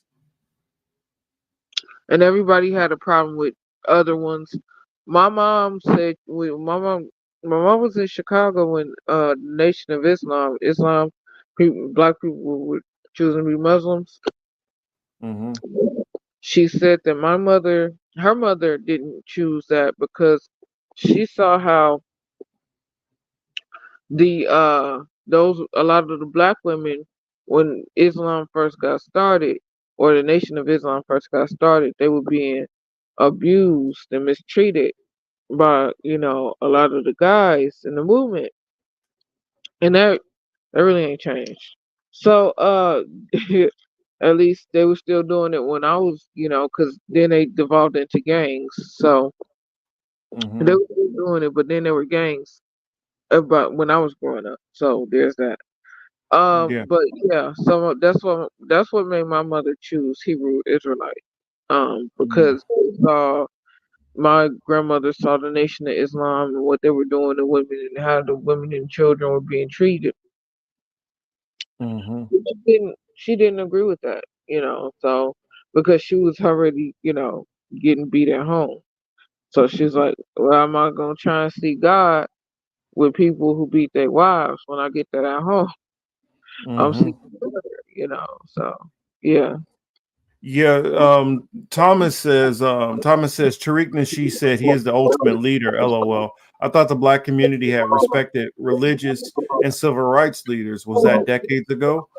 I would definitely say that was decades ago because most of the Black civil rights leaders all fit into the Democratic Party, and they're going to push for the Democratic Party no matter what. So they've lost a lot of credibility in most of the Black community, especially with anybody who is under 55. The Black community under 55, they've lost all respect with those groups of people as far as Black civil rights leaders and even a lot of the pastors. The same thing. Under 50, under 55, it's about done. I mean, they don't have any kind of credibility. And Tariq Nasheed, he only speaks to the FBA crowd. And if you look at the people who stand strong to the beliefs of the FBA, that's only a small percentage. That's only like a good maybe at best 10% who he's probably talking to. And then you got the Prince of Pan-Africanism, he's talking to another 10%. Then you got the Farrakhan, he's probably talking to another 10%. And so I would say easily the Black community is probably broken up. Each group probably takes about 10% or less. And so there's no leaders you can find that can speak to us all. No. Nope. Because they all talk about each other. First off, every last one of them, they vibe because for them it's about the fame and the power. It's not about actually leading us to any place better. It's so they really you really started to see them get crab in the barrel-ish when the heat started coming down on some certain people like Filthy Frank and Nature Boy and what's his name? Brother Paul Little. you talking about like Polite and all them like the House of Consciousness and all that, all that. Yeah, but the House of Consciousness, all of them fight too much. That's what I'm saying. They're crabs in the barrel, and they all if you listen to Kareem Bliss Johnson, he call them Ofags, because they all in some way, shape, or form still working for the white man. So they're not working for the people. They working, you know what I'm saying, for a bag to, to pretend to, have more power than somebody else, you know, that is in the next vicinity of them and whatnot. Mhm. So yeah, they're gatekeepers, and they're like the gatekeepers of the poor, so-called conscious people, the ones who, give them their money like they, actually are like pulpit preachers and shit like Well, that. and I hate to say it this way, but they take up a lot of the probably people who are maybe street background who are trying to turn their life around. And Yeah, that's typically who falls into that demographic the most. yeah, And I'm not trying to be disrespectful to anybody, but a lot of those people tend to be the less probably academically sound people in our community. I mean, people who have probably not went very far in school, and don't know a whole lot about anything outside of what they know about, and I'm talking about hood cats, who only know about the hood life. right. When Yipper said Al Sharpton's about 5%, but what I'm saying is Al Sharpton falls in to that same. He Yeah. falls into that same bubble with the Ben Crumps, What you with the what is Kamala Harris types, and there what is all. no, we ain't got no trust in that suit, that so-called black man in a monkey suit sitting up there being a token nigga for them white people. We look, that because that's exactly how we think. That's what we be saying. He ain't got no pull. Don, He like old boy down in what's the old boy in South Carolina? He all of them in the same bubble. yeah, I forget Clyburn, Clyburn. Yeah, they're all of them in the same bubble. they're all the same, and there's different classes and levels of groups of these gatekeepers and shit. But it's still that's exactly what they are. It's still there. You know what I'm saying? Like, and you and I, we know because we run in the same circle, so we know about, like, you know what I'm saying. What's his name? Um, Filthy Frank. I want to call his real name, but I can't think of it. The one that run House of Consciousness. You talking about Sawnetta? Sonetta, Or as yeah. some people say, sour nigga. Filthy Frank. Yeah, Filthy Frank is getting his money hustle on in the House of Conscious. Right, because he got so many people that, his grunts up under him that he done brought into the fold, and now they doing their job for the gatekeeping, and all this other stupid shit that they do. That, like, what do you offer the people? Nothing. Well, all he's doing is getting money off of pitting different belief systems against each other and charging pay-per-view for Yep. people who have bought into either Kemet, Islam, Hebrew Israelite, or Christians, and he's just getting anybody who is in the faith portion, younger faith portion of the black community, and all gets them to debate each other for money. That's all. That's his hustle. Well, they be our age. The younger ones go. Well, young Pharaoh Well, yeah, when young Pharaoh was out there for for them, but but young Pharaoh, he was about the bag also. right, He's yeah, the same category. All of them are grifters. It yeah. is no different. And that's the problem with our community. Pretty much all of our leaders are about one thing and one thing only. They're about the bag. The money. That's all they want. And that kind of ties into that one topic that I was thinking about with Thoughts Camera, not why did I say Thoughts Camera Action, not that hot mess. But Truth Unedited. Oh, you don't know about Thoughts Camera Action? I know them. What I want to hear that story about them being a hot mess, though. I do. But We'll talk about that one in Telegram. okay. But Truth Unedited, he came out with this series, and his series has been going through and this ties in with the whole Edward Bernays also about mind control. And this goes into how they've been trying to control the people. So let me go back to it. Truth Unedited. I'm telling you, now I get it. Most people might not want to follow his all of his work because it's religious, and I know everybody's not into the religious camp. Dang it. Oh, dang it, that's right. I need to go into YouTube and do this. So let me find him real quick because he has a series, and his series that he's been doing is called, bear with me a second. Oh, The History of Mind Control. And he started off with the first one, and it was going into let me see if I can find, let's see, History of Mind Control. There we go. So the very first one, he started with the history of our mind control, and it was talking about when the television first came in and how they started to mass brainwash the population as a whole with television.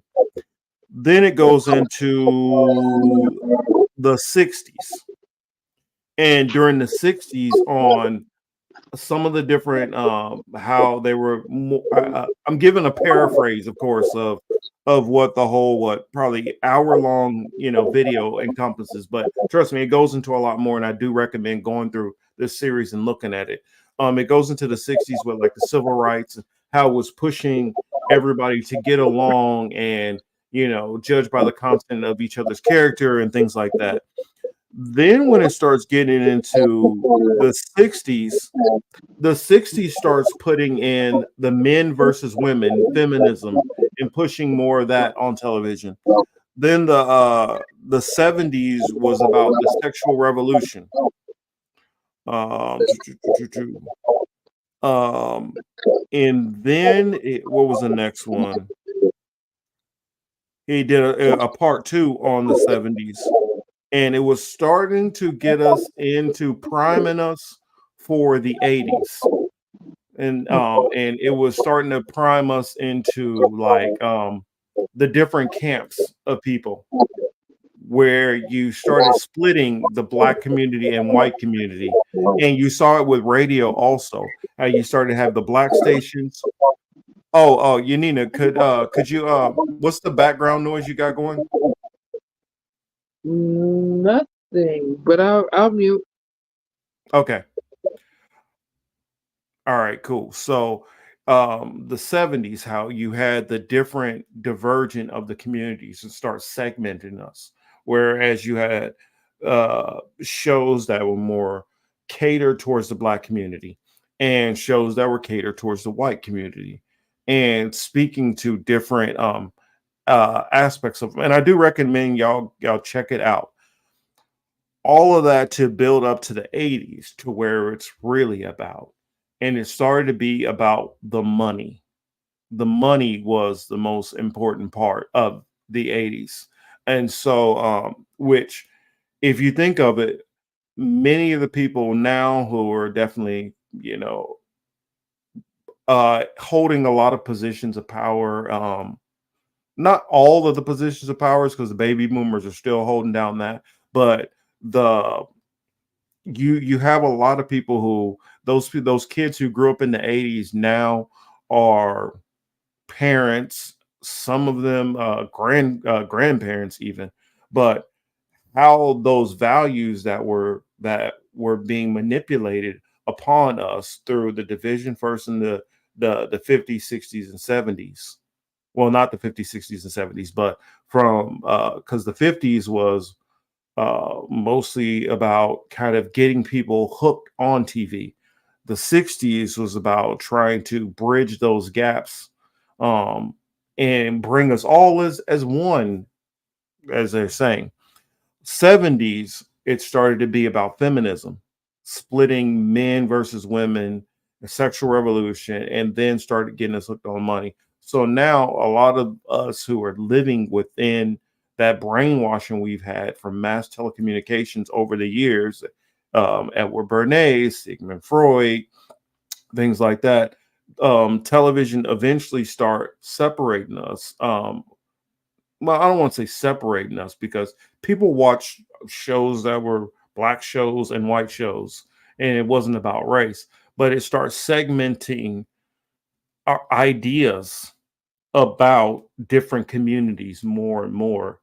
And some like this one goes into good times and things like that, and they start giving people who grew up in predominantly white areas a depiction of black community, i.e., the same way with showing the white communities with the Archie bunkers and stuff like that.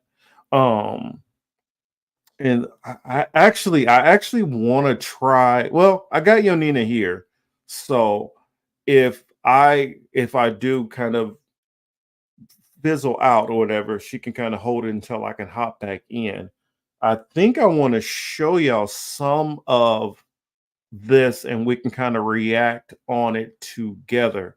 But I do recommend all those other ones that led up to this one. This is the 8th one. This is the 8th episode of that segment, and that's what I say. Even if you don't hold to the religious beliefs of Truth Unedited, the work that he does in here is like pure gold. So I got it there now.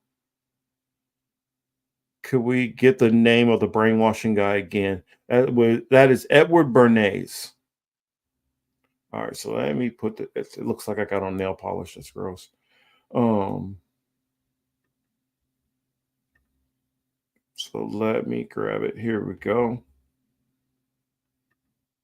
Oh, so Yonina, any thoughts on that long spiel before we get in and play some of this?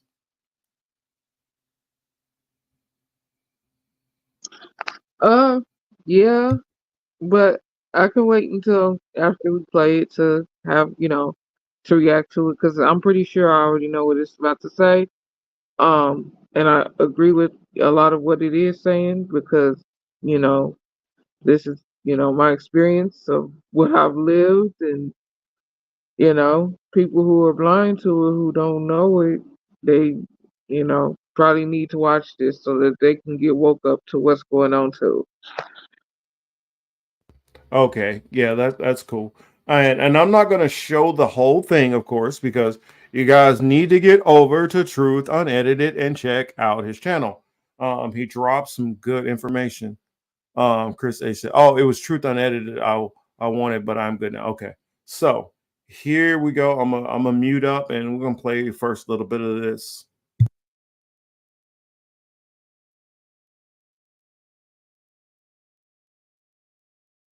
The point is, ladies and gentlemen, that greed, for lack of a better word, is good. Greed is right. Greed works.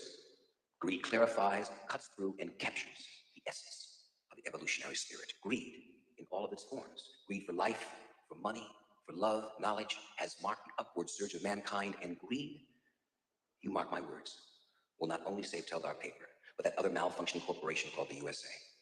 Thank you very much. In the last part of this Mind Control series, part 7, we went through the mind control of the 70s sitcoms. When watching that part, we were able to directly see how the powers that be have been directing our collective minds towards the direction that they have desired. The 70s was a very powerful decade that brought upon major change. We would not be where we are today without the 70s. But after their agenda was complete with the 70s, the 80s would be a decade so impactful that the changes that came through the 70s were simply forgotten. Much of the changes in our morals in the 70s were locked in. And since it was locked in, the next layer of their mental programming was started, which allowed us to collectively enter into deep idolatry that we have never been able to escape from collectively. The decade of the 80s was when the mindset of the world began to shift into pure fiction, and more than ever, our lives are directed by the idiot box that was in over 95% of our homes in America at that time. There was a cultural and moral shift that took place in the 80s that people don't actually recognize. Look at the people of the world today. They are obsessed with money, fame, and wealth. It is everyone's primary focus to be rich and successful. It is even what the churches now primarily speak on: how to get the blessing God has for them. And that blessing, most of the time, is financial or just having to do with economic success. I was just emailed an advertisement from a church recently in South Florida that said their tickets are going up on their Maximize Their Potential conference. Maximize Their Potential. No lie, a conference in a Christian church all about maximizing one's potential so they can earn more and obtain more in this world. This comes from a church. There is no desire for our Father's kingdom any longer, but only a desire to obtain this world.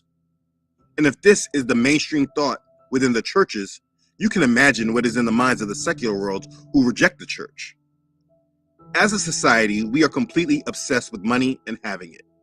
We've been like this for so long, our children growing up today probably think we were always like this. Just like the topic of feminism and the sexual revolution. It probably feels like this is the way we have always been, but that is not true. The way we are today and our love of money was something that was programmed into us. It was the next major form of mind control that they began to program us with as they began to gradually change our moral code. If you went through this mind control series, you can see these agendas and how they manifested. It started with the civil rights agenda, tying everyone into the same system to be a part of their system. Once they tied everyone to their goal of unification, they had us all believe that we would all have a fair and equal chance in changing our economic condition. Then they moved on to women and told them they should not let men hold them back, and this was the rise of feminism. They gave them drugs that interfered with the way the Most High created their bodies and making them focus more on their careers than starting families. Then the sexual revolution started and the institution of marriage was destroyed. And through the midst of all of that, there were other things subtly attacking us through our music and culture. There were many things that happened in the 70s that led us into the 80s. By the time Reagan came on the scene, people were desperate and hopeful for change. And it was this time that they moved on to their next agenda, which we saw form in the 80s. In the 80s, we see the mind control begin to take root that controls us to this day. A mental mindset that will lead a majority of people in this world to hell. That mindset is that greed is good, that making money is our sole purpose in life. It is a view that has transitioned the minds of the world to focus their thoughts around earning money created by Satan. It is a mindset of idolatry that took root and became a real stronghold in the 80s. And the thing is that most people don't even recognize that it's there. In order to understand the 80s, we need to deal with the most dangerous thought that was the guiding theme back then and still is throughout the world to this day. That thought is that greed is good. Let's begin. So in the last part of the series, part 7, I dealt with the statistics of unemployment in the 70s. We saw a drastic difference between unemployment in the white community versus the Negro community. If we're going to understand how the public was led, you cannot ignore the economic factors that brought everyone into the 80s. We ended that chart about the 70s in the year 1979 with unemployment for all at 5.8%. But again, that doesn't give us an accurate picture. In 1979, white unemployment was at 5.1%, but for Negroes, it was at 12.3%. But as we first move into the 80s, things did not get better at first. Remember from part 6 when we discussed the energy crisis with Carter in 79? By 1980, the unemployment rate went to 7.1% nationally. By 81, it was 7.6%. 82, 9.7%. In 83, 9.6%. In white America in 1980, the unemployment rate was 6.3%. 81, 6.7%. 82, 8.6%, and 83, 8.4%. In the Negro community, 1980, it was 14.3%. In 81, 15.6%. 82, 18.9%. And by 83, it reached a height of 19.5%. Almost 20% of Negroes in America were unemployed, and of the ones that were... Now, I wanted to stop it there.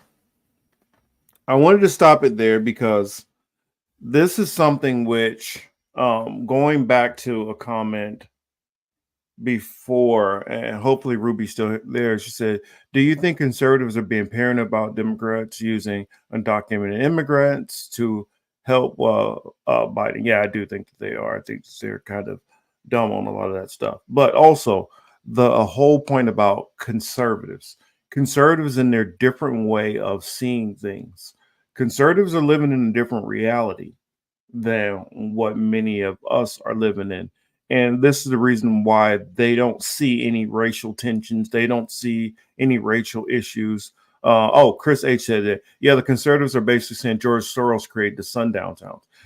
They believe that George Soros is the one who created, he created a perception to Black people that they're experiencing something different. All right, here, I can show you the charts. Black people were experiencing a different, pretty much throughout my whole life, Black people have been living in almost a separate reality, a separate American dream that's been running parallel to what the rest of the country and white America has experienced. And right here, the fact that white unemployment was at 8.4% in 83, and Black unemployment was at 19.5%. Now, think about what was going on in the Black community right around this time. What starts picking up? Because he's going to go into it in this video shortly. And you know what? I'll hold. I just wanted to make that point. And to focus on what we got going on here, the difference that's going on with these two different communities. Because when people try to say, "Oh, I don't see color and I don't see this," and somebody does. Gregory, what's up? Welcome, Marcus? Gregory, Can you to hear me? the show. Yes, sir. I can hear you well. Enjoying the show? Somewhat, yeah. It's kind of crazy. Oh, you wanted to had a perspective you wanted to add in? Yeah, do those numbers account for mass incarceration too, or is that just... Well, no, they don't. This is just talking about like the freed population for the most part. Well, no, actually, no. I think it does encompass whole population. But this is when you also started seeing a rise in mass incarceration too, and you start seeing an even bigger rise in mass incarceration once the 90s hit, and you start having more private prisons. Yeah, guns, drug, crack gangs, all that. Yeah. Yeah, and that's what I was going to go into. This is when the crack cocaine epidemic started to creep into the picture. Right here in 83. Yeah, so those numbers are skewed. They could be double that, essentially. Yeah, actually, yeah, good point. They actually could be double that. Here, let's put back on a little bit more of this, and I think this will get to the gist of kind of where I'm going with this. So let me mute myself back up. Employed, they were not in high. Oh, and let me know at any point you need me to stop if you want to add anything to it. Paying jobs. There was a serious problem. If you can't see that 20% unemployment in one specific community could plague a whole community, then you're not looking fairly. But let's keep going. It should be noted that this is how those that control this world work, how they operate. Because things are so bad, the problem was notably centered around money or lack thereof. So what was the solution? It was simple, really, and it seems like a give me. But if you don't really analyze it, you can miss what happened. The people were without one thing, and it was told to them that this one thing would fix all their problems. And so the main thing that happened within the people was that they started living their lives to obtain more money. And this was the beginning of that major mindset that was in the 80s under Reagan. Let's discuss more about why. Remember that it wasn't just the fact that jobs were hard to come by, but the fact that even if you got a job, the cost of living was so much more higher than what wages were. Inflation was the problem. By 1980, it had hit a peak of 14%, but in the years after, it had started to come down. Now, in the thoughts of the general public, they credited this mainly to Reagan and his economic policies of change. But to those who understood money, I'm sure they understood it was all due to the Federal Reserve tightening, bringing interest rates to a high of 20% in 1980. But in 2024, people don't understand what. Now, we could put a pin in that. Also, at the same time, what he doesn't throw in is this is when they first start re-rigging the stats also. Gregor, you can hop in.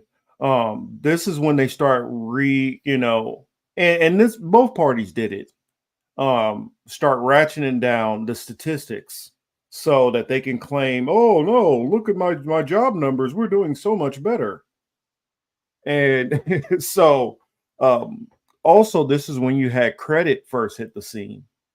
And so you had a lot more people who were putting everything on credit. And Didn't the auto industry start to go bust too? Exactly.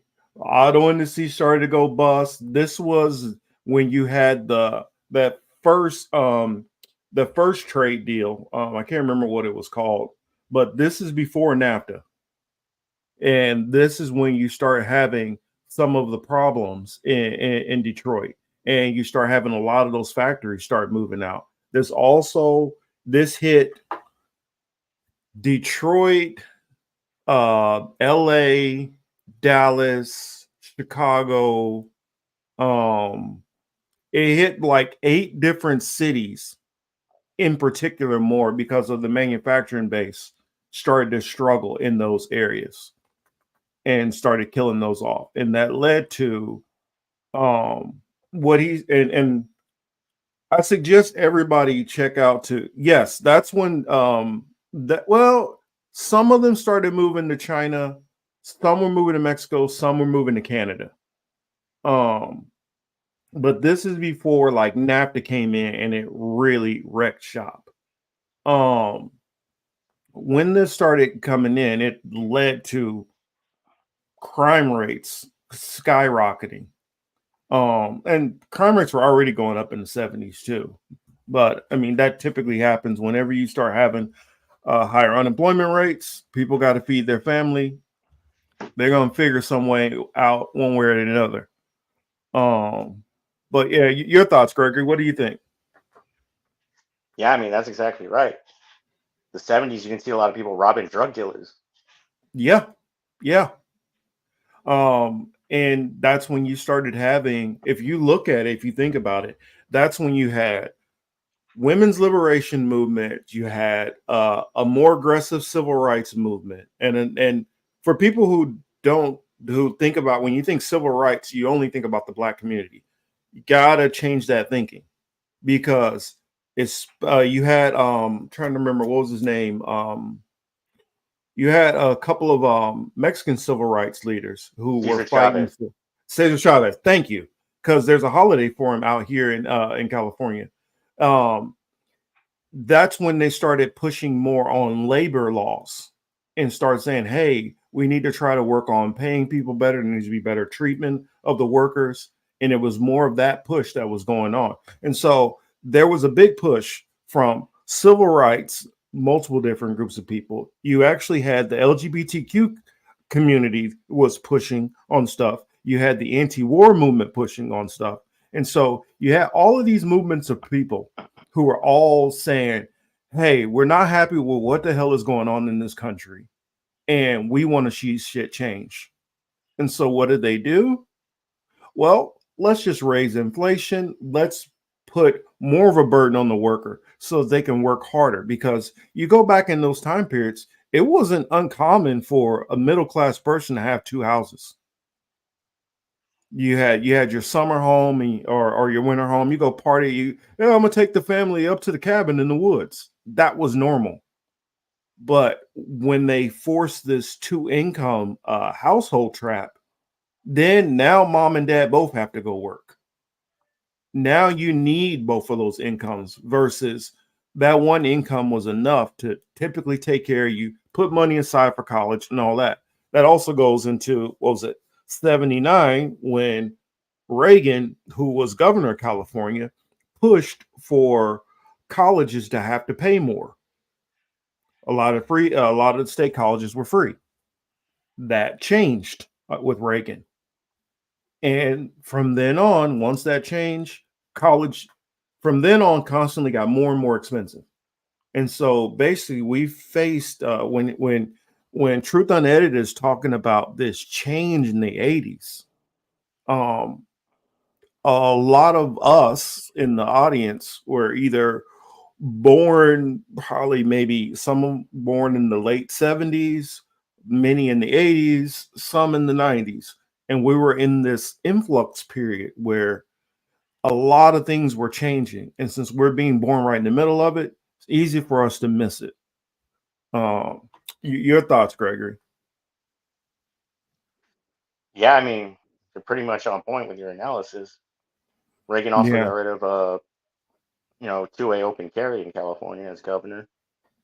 And why'd they do that? Because of the Panthers. Mm-hmm. And I always tell people all the time, people forget that the Panthers, that they had what was called the Brown Panthers and they had the Gray Panthers. And those were solidarity movements where you have black and brown and some people from white communities who were teaming up with the Panthers.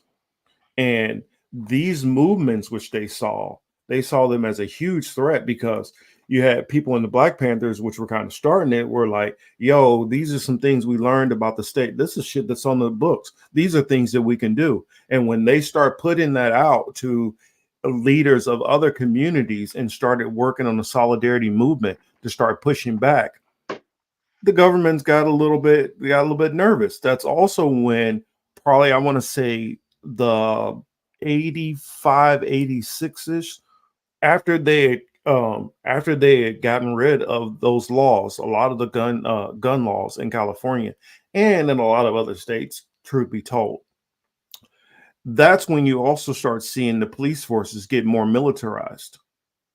That's when you start seeing them more than just carrying a revolver. Now, revolver, and some would have a shotgun. That's when you start seeing, at that time, they would be carrying the early AR-15s, which was basically the equivalent of an M16 A3, which is the old school one. Didn't have quite as much punch as the one now does, but still a decent weapon. Then you start to see more of the body armor start to come in. Then eventually you start to see the SWAT vehicles come in. And what a lot of that stuff was at the after the Vietnam War, after the 70s, more of that stuff, as it started to come back to the States, it started being redistributed into military precincts. I mean, into police precincts. And so this is the movement which you started having, the change which you started to see going on in the community. And what and I'm not gonna show most of his video because he did a lot of work in putting that together. Actually, I might skim a couple of parts so I can remember, but what he started showing is it was the first sitcoms that I can think of where it focused on rich people. I mean, Gregory, do you remember what was it, Dallas back in the day? Yeah, I remember that. Everybody used to watch Dallas. 90210. 90210. That's a good example. What's the other one? Webster. Fresh Prince. Fresh Prince. Exactly. All of these shows were starting to be surrounded around having wealth. That's what I'm talking about, Ruby. Dynasty. That was another big one. He points out Dynasty in there because another thing which is different about Dynasty is it focuses instead of on the men, instead of on the young, pretty women, it focused on middle-aged, wealthy women and putting them in the showcase and saying, oh, it's all right if you want to go get boob jobs, and it's all right if you want to run a company. It's all right if you want to do these things. And that influence put a lot of it pushed a lot of women to be more career oriented and say, you know what, I can put a family off. So what if I have a job and I'm doing fine? That's not good enough. I need to make big money. I need to push for more money. Dallas was way before Fresh. Yeah, Dallas was way before Fresh Prince. True. But what I'm saying is Fresh Prince was set the stage for shows like that or shows like Dallas. The 80s bled straight into the 90s. Now, the 90s, I can't wait till he drops the 90s one. I hope he does it this week. But sometimes he might he might stagger those videos like that and jump onto another Marcus, case. Yeah. do you remember what caused the recession in the 80s? Where they're talking about the 15% interest? I believe a lot of it, from what I can remember, started with it came from the Carter with the whole gas shortages and some of the wars. Yeah. And so when with the wars, it led to that. Now, what Reagan did, and believe it or not, a lot of people give Reagan so much credit, but they don't realize Reagan was the first president to actually have debt. He was the first person to create a national debt. After his first term, the United States was at 900 billion. At 900 billion for a national debt. By the time his second term ended, we were at 2.9 trillion. So Reagan is the first one who started putting the debt on everything. And what he did was, when Reagan cut the tax rate,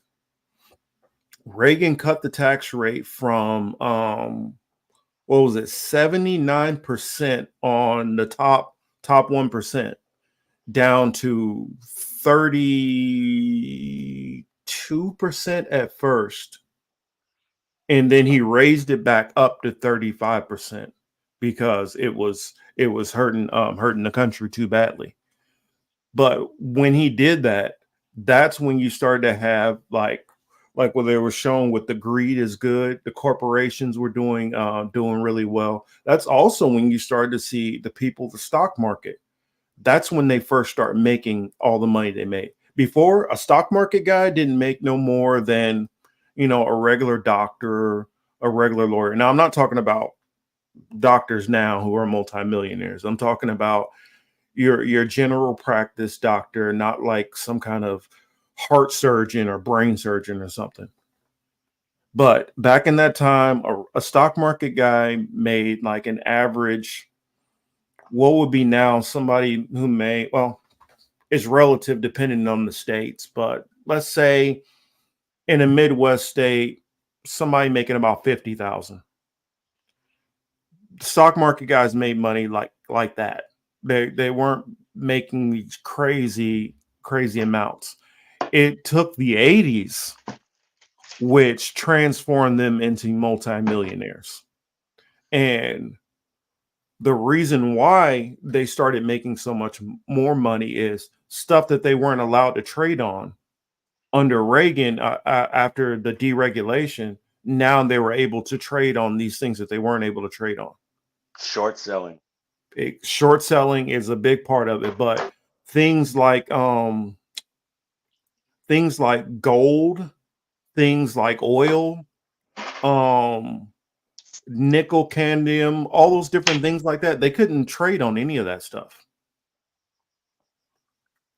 And so when you put that on, like for instance, oil in particular, well, think about the why that could be a problem trading on oil versus it not being something you can trade on before. Now now if one country has a flare up like what we see now, something happens in the Middle East, gas prices automatically shoot up, even though that didn't affect the production. And this is what started to happen with, these Wall Street people. See, Thomas says, wasn't Cosby and Roseanne about working class families? Yeah, most of the shows were about glamorizing wealth or middle class. Well, it started with the middle class, and as you started to see the end of the 80s, it was this transition into wealth. You had the Mama's Family, stuff like that. Different Those all strokes. the successful shows were lower to middle class families, but the Yeah. push was The push was to push you to be motivated by wealth. And what happened is, since most of the population outside of the Black and brown communities were starting to mobilize and do better, make more money, even if it wasn't to the level of the people all the way at the top. What later on happened is, most of the Black and brown people who were making money, making the bulk of the money in the communities, were making it illegally. But the 80s incentivized make money. It didn't matter. So that's the reason why, with all of these drugs all of a sudden in the community, which were pumped into the community by the Reagan administration, it's crazy how all this stuff worked. But I mean, until I actually watch something where I'm like, oh, wait a minute, he's putting, oh shit, I remember. Okay, yeah, I remember. And you started seeing all these things and realize all the ties to how this stuff fit together. So I was wondering, what's your thoughts on some of this that I've been talking about? Because I know you probably thought about it, but didn't really think about it. You know what I mean? You asking me, Marcus? Yeah. I mean, I think it even started before the. Oh, sorry, you cut out. What'd you say?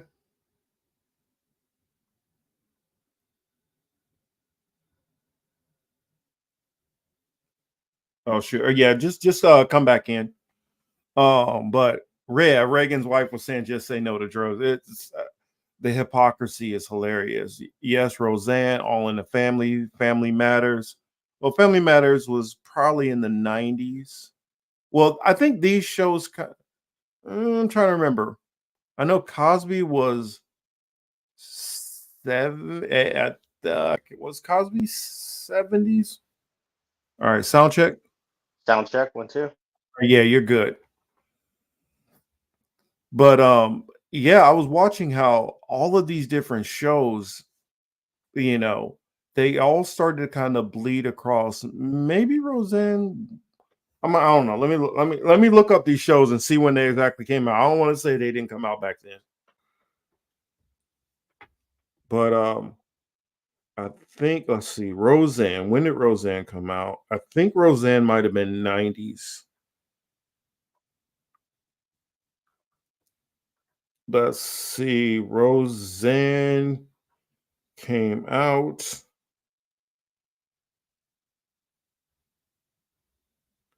Let's see, debut. How about that? Roseanne debut date. Okay, it was 80s, 1988. So it was end of the 80s. Family Matters, I'm pretty sure was 90s though. Pretty sure Family Matters was 90s.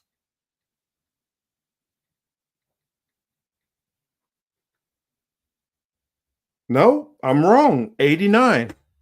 89. So technically it does fall up under that bubble. But all of these shows, this change that was starting to happen. I guess let me I still got it here. I can pop it back up on the screen and play a little bit more. Because I saw this and I've been wanting to talk about this. I've been wanting to talk about this after I saw this. It's just so fitting.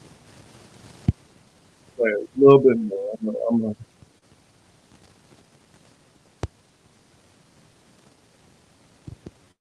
what the Fed does. So I'm sure in 1980, nobody really recognized truly who the hero in the fight of inflation was, besides the news mentioning Volcker at times. Anyways, there was a problem with the money. And in order to make ends meet, it wasn't just about making money, but more about how much money you made. Making a good amount of money was early 1980s for a young professional person working in the city. The yuppies were the baby boomers from the 1970s that let go of that hippie life and began to grow up and attach to the emergence of the American economy. This same generation that was against materialism and the repression of the government, in the 80s, they became the face of change again with our morals. They were now the new face of wealth in America. It has been quite a time for the yuppie, the young, upwardly mobile professional. What with someone putting out a yuppie handbook and with Newsweek making the yuppie a cover story. Well, we are thrilled to report yet another milestone, the official social debut of the yuppie. It is a coming out party that's been some time in the making, and Barry Peterson has our report. A letter from the 60s. Dear Mom and Dad, we reject the system. We don't trust anyone over 30, so watch out. The times, they are a-changin'. Welcome to that new age. They call themselves yuppies. Basically, it's somebody who just likes to party amidst balloons and other yuppies. Are you a yuppie? I guess so. I'm here. We're going for the 80s. We're going for the six figure. That's all we want. They call this the first yuppie cotillion. Forget dress for success, said the invitation. Dress for excess. Black tie only. If Mom and Dad thought this generation was going to the dogs, think again. This is the generation that has discovered hard work and success. Are you listening, Mom and Dad? And the BMW. At the yuppie cotillion, BMW meant beauty, money, wealth. Some didn't get the joke and protested. There was even a generation gap. And you guys are out here with signs downing money. Obviously, I marched in the 60s peace marches with my parents. We're the generation of you betrayed. That's who we are. That's who we are. You betrayed us. Get out of our society and go to Moscow. Go everywhere you think is better. Consider Peter. We are talking about men and women in their late 20s, early 30s, now making $1 million a year from selling financial instruments. They wanted everything from the world, and they wanted it immediately. Making money became their number one goal. So as I mentioned earlier about the true power going behind the scenes, this is the time where we see Donald Trump come on the scene and begin his rise to success and make his brand. This is where we begin to see the rise of the celebrity. This is where we really begin to see movie stars as being important people, where we see shows like The Lifestyles of the Rich and Famous on television. They used to show us all these things to make us admire and love the rich. There was a movement that became obsessed with wealth. And I'm sure if you lived during this time and you just go back and think about it, you can see it all plainly again. So the American economy began to rebound again. Now, if we go back to the 40s and the 50s after World War II, there we go. Now, that's what they were trying to push against, the whole communism, socialism, into the time of the yuppies and money. And Will Smith went from inner city Philly to Bel Air, Cali. It's the same situation with Different Strokes. I didn't realize.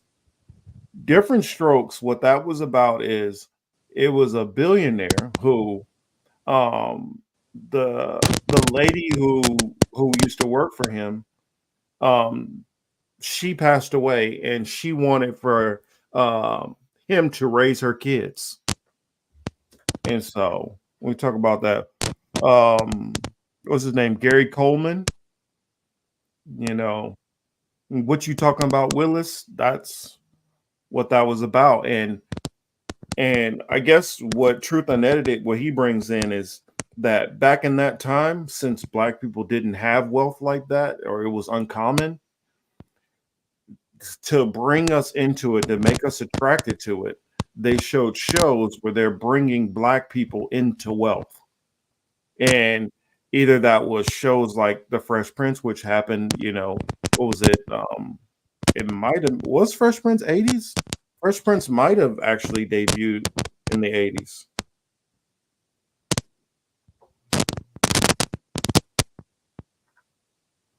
Fresh Prince was just on the cusp. It was in the 90s.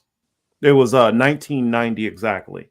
But Different Strokes was in the 80s. It's the same thing. what was that? Moving on up. Good Times. Chamoink. I don't know what that one is. What was the MTV show idolizing the houses of rappers, athletes, and other celebrities? They gave us a tour. Oh, Cribs. Cribs was the MTV's version of Lifestyles of the Rich and Famous. So this is that correlation that we're seeing. See, Gregory, can you hear? Can you hear me? Yeah, I can hear you. Yeah, my sound kept going out, and then I wasn't sure if you could hear me when I came back. Oh yeah, I hear you perfectly fine. All right. Yeah, I just had a mess in my earbuds a little bit. I don't know. So you've been keeping up. Can you what's your thoughts on all this? Like on the programming that they did, to the 80s, because we definitely didn't even realize it was happening to us.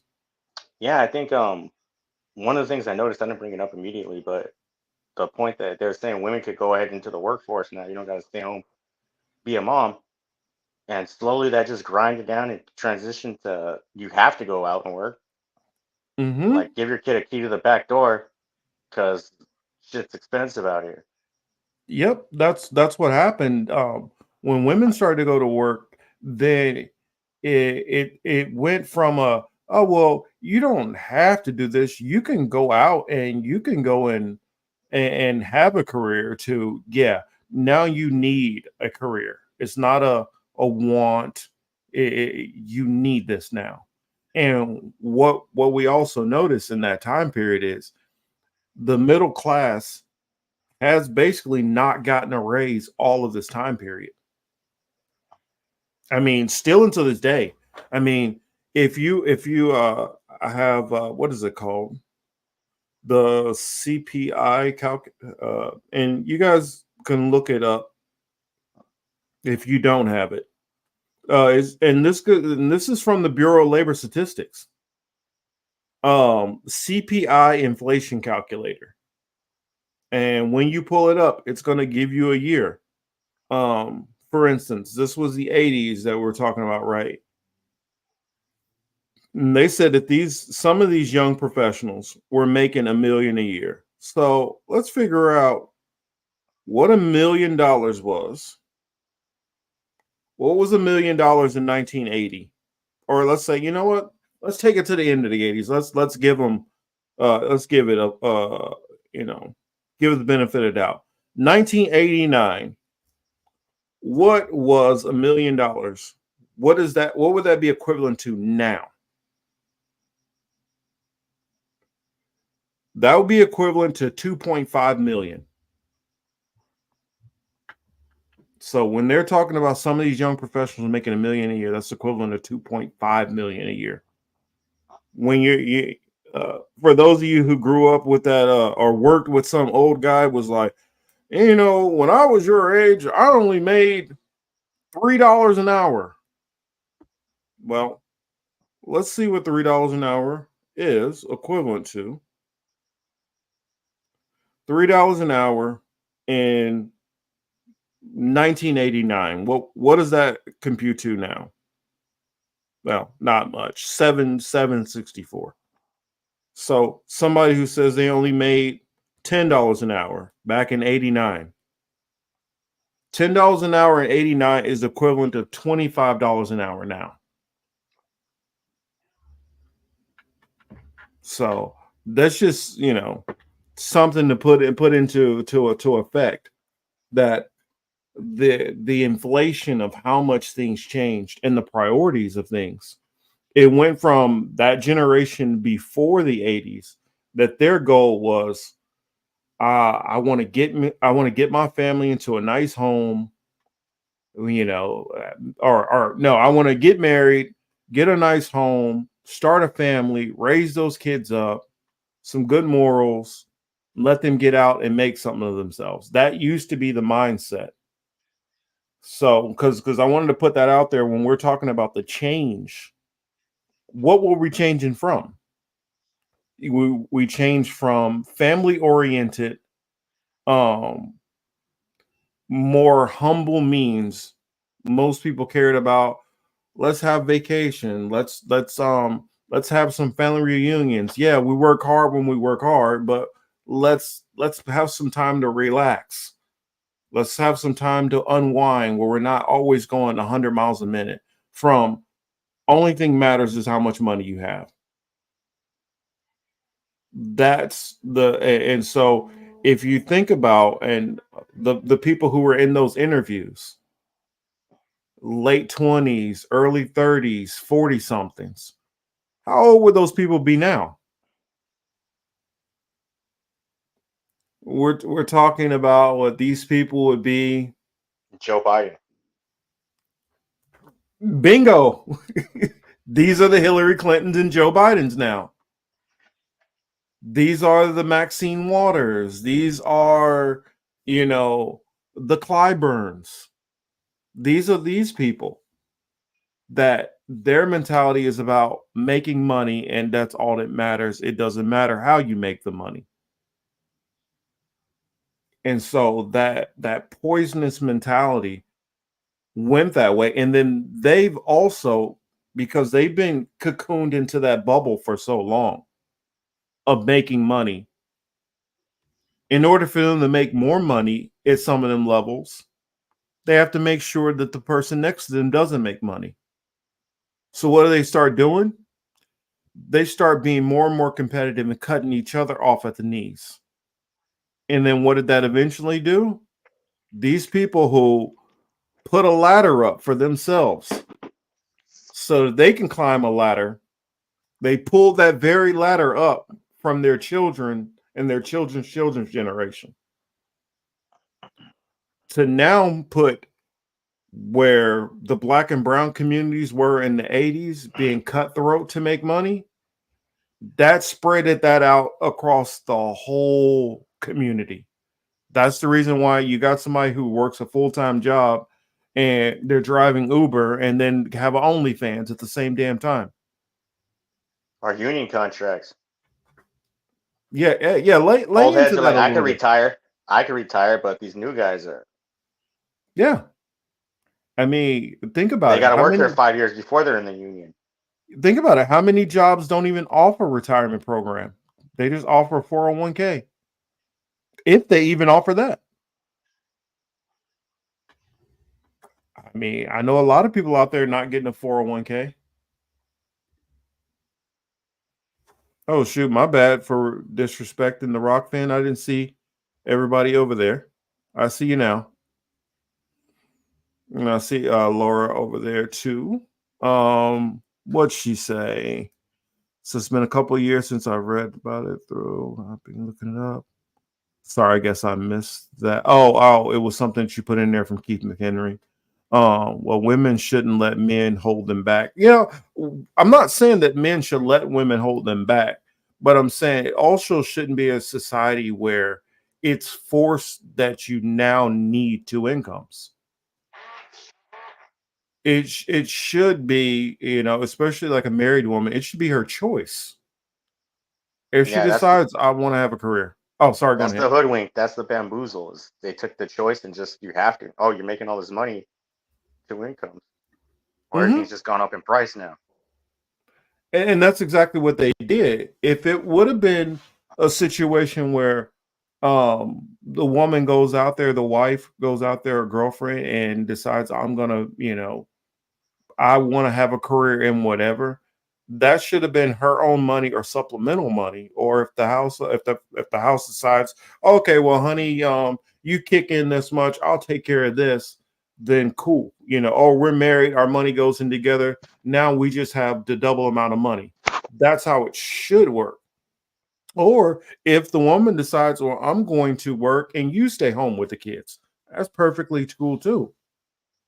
But what happened is when women did get into the workforce, they just raised the prices on everything. And so what do you do if you're somebody who is a single income already and everything is double the price? Now you got to work harder to make up for the money because you don't have a second income coming in from an additional person. So therefore, you need to find a way to either make more at the job you're making or find a way to make more money. Willem says, wait, you can both work and raise a kid. Well, gosh, then all three of you can. Exactly. You see where they're going with it. Well, hey, if you and this is the cynicism of those people who were the yuppies and they were right-wing yuppies. They have it in their head that I built myself up.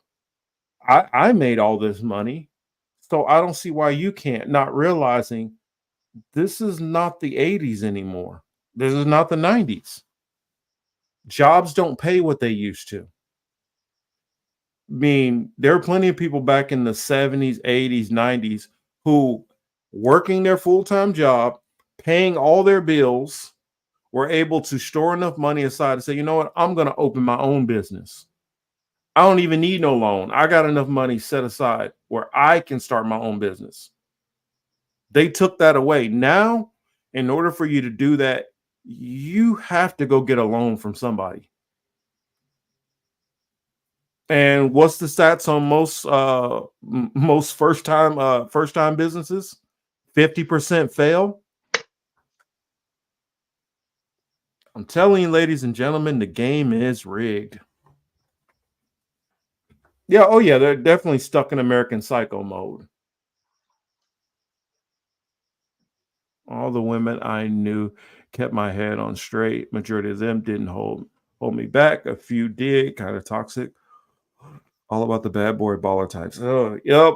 That's well, now you're getting into a whole nother can of worms. People dating toxic people who are going to drag them down. A lot of people do that. Let me see if there was any more that I wanted to show on this video. Actually, no, I think I'm good on it, but I'll put it back on the screen so you guys can see it one more time. History of Mind Control, Part 8, 80s Greed is Good. Definitely check this out. This part right here is push towards counter consumerism. Well, push towards consumerism. Okay, that segment affect. Oh, that's right. I gotta at least show this part.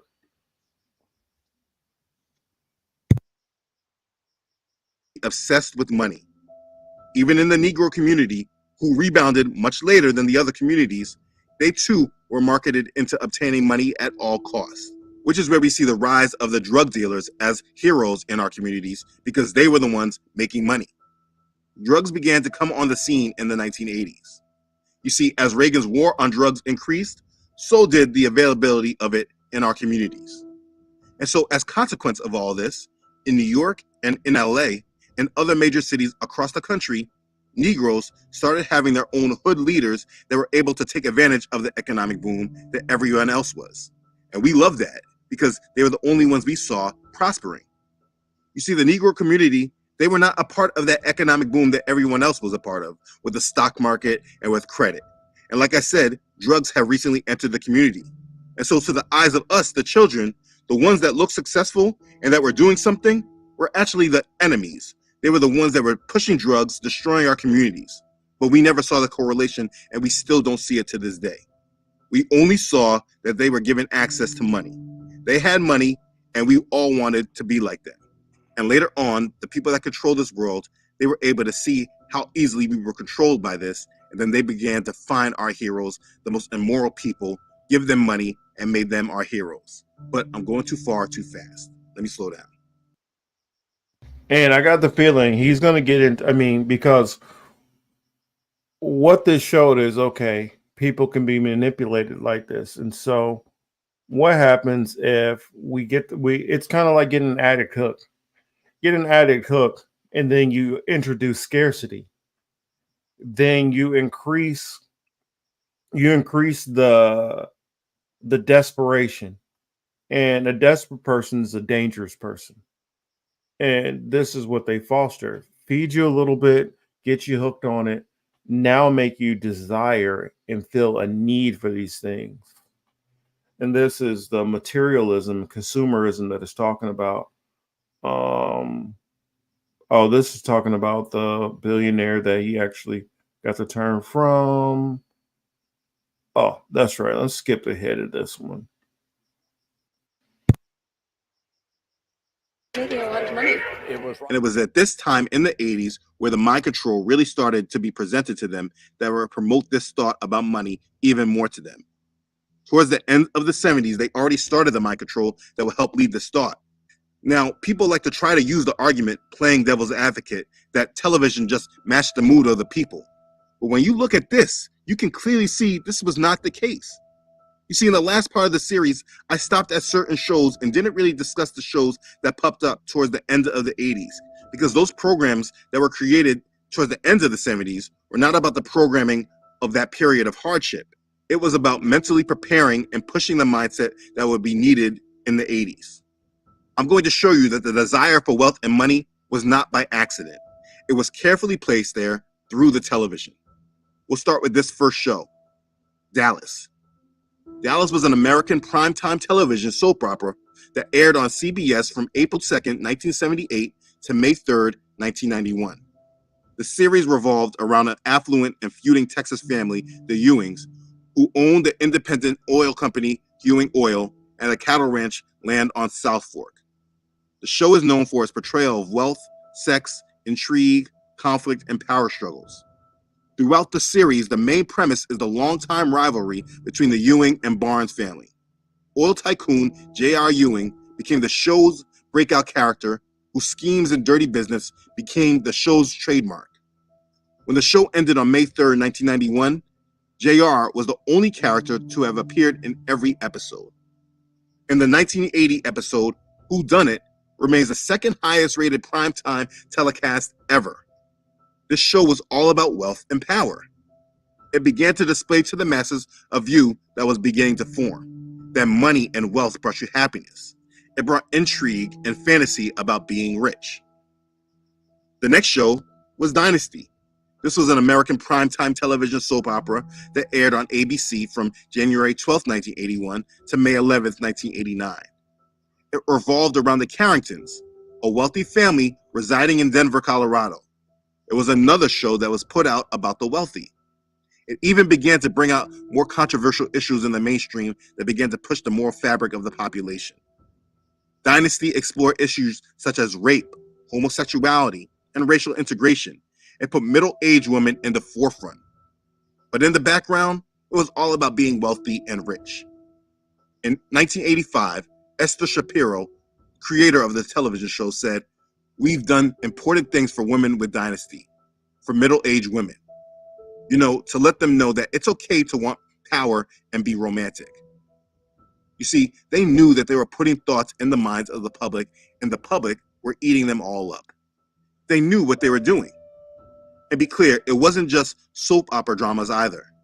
One show that you could absolutely see the mind control was with Different Strokes. You see, you couldn't just make a whole bunch of series like The Jeffersons speaking about wealth in the Black community, because that wasn't the reality.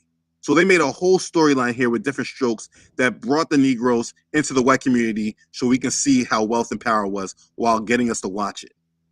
Different Strokes was an American television sitcom which aired on NBC from November 3rd, 1978 to May 4th, 1985. The sitcom starred Gary Coleman as Arnold and Todd Bridges as his older brother Willis, two children from a poor section of Harlem whose deceased mother previously worked for rich widower Philip Drummond, and on her deathbed asked him to take care of her sons, their father already being deceased. They live in a penthouse with Drummond, his daughter Kimberly, and their housemaid. The series made a star of Gary Coleman, and it became known for the very special episodes in which serious issues such as racism, illegal drug use, alcoholism, hitchhiking, kidnapping, and child sexual abuse were dramatically explored. They brought a lot of things to the attention of its viewers, and all that needs to be discussed later. But at the backdrop, it was a show that brought the Negroes into looking at the life of the rich. Poor Negro boys now living in a penthouse in Manhattan was not the normal story of life. It's purely fiction, but just another attempt to bring in thoughts of being rich. I remember those subtle thoughts. I remember watching that show. This is actually one of the first shows I can remember watching on television. Then there was Benson, an American television sitcom that originally aired on ABC from September 13th, 1979 to April 19th, 1986.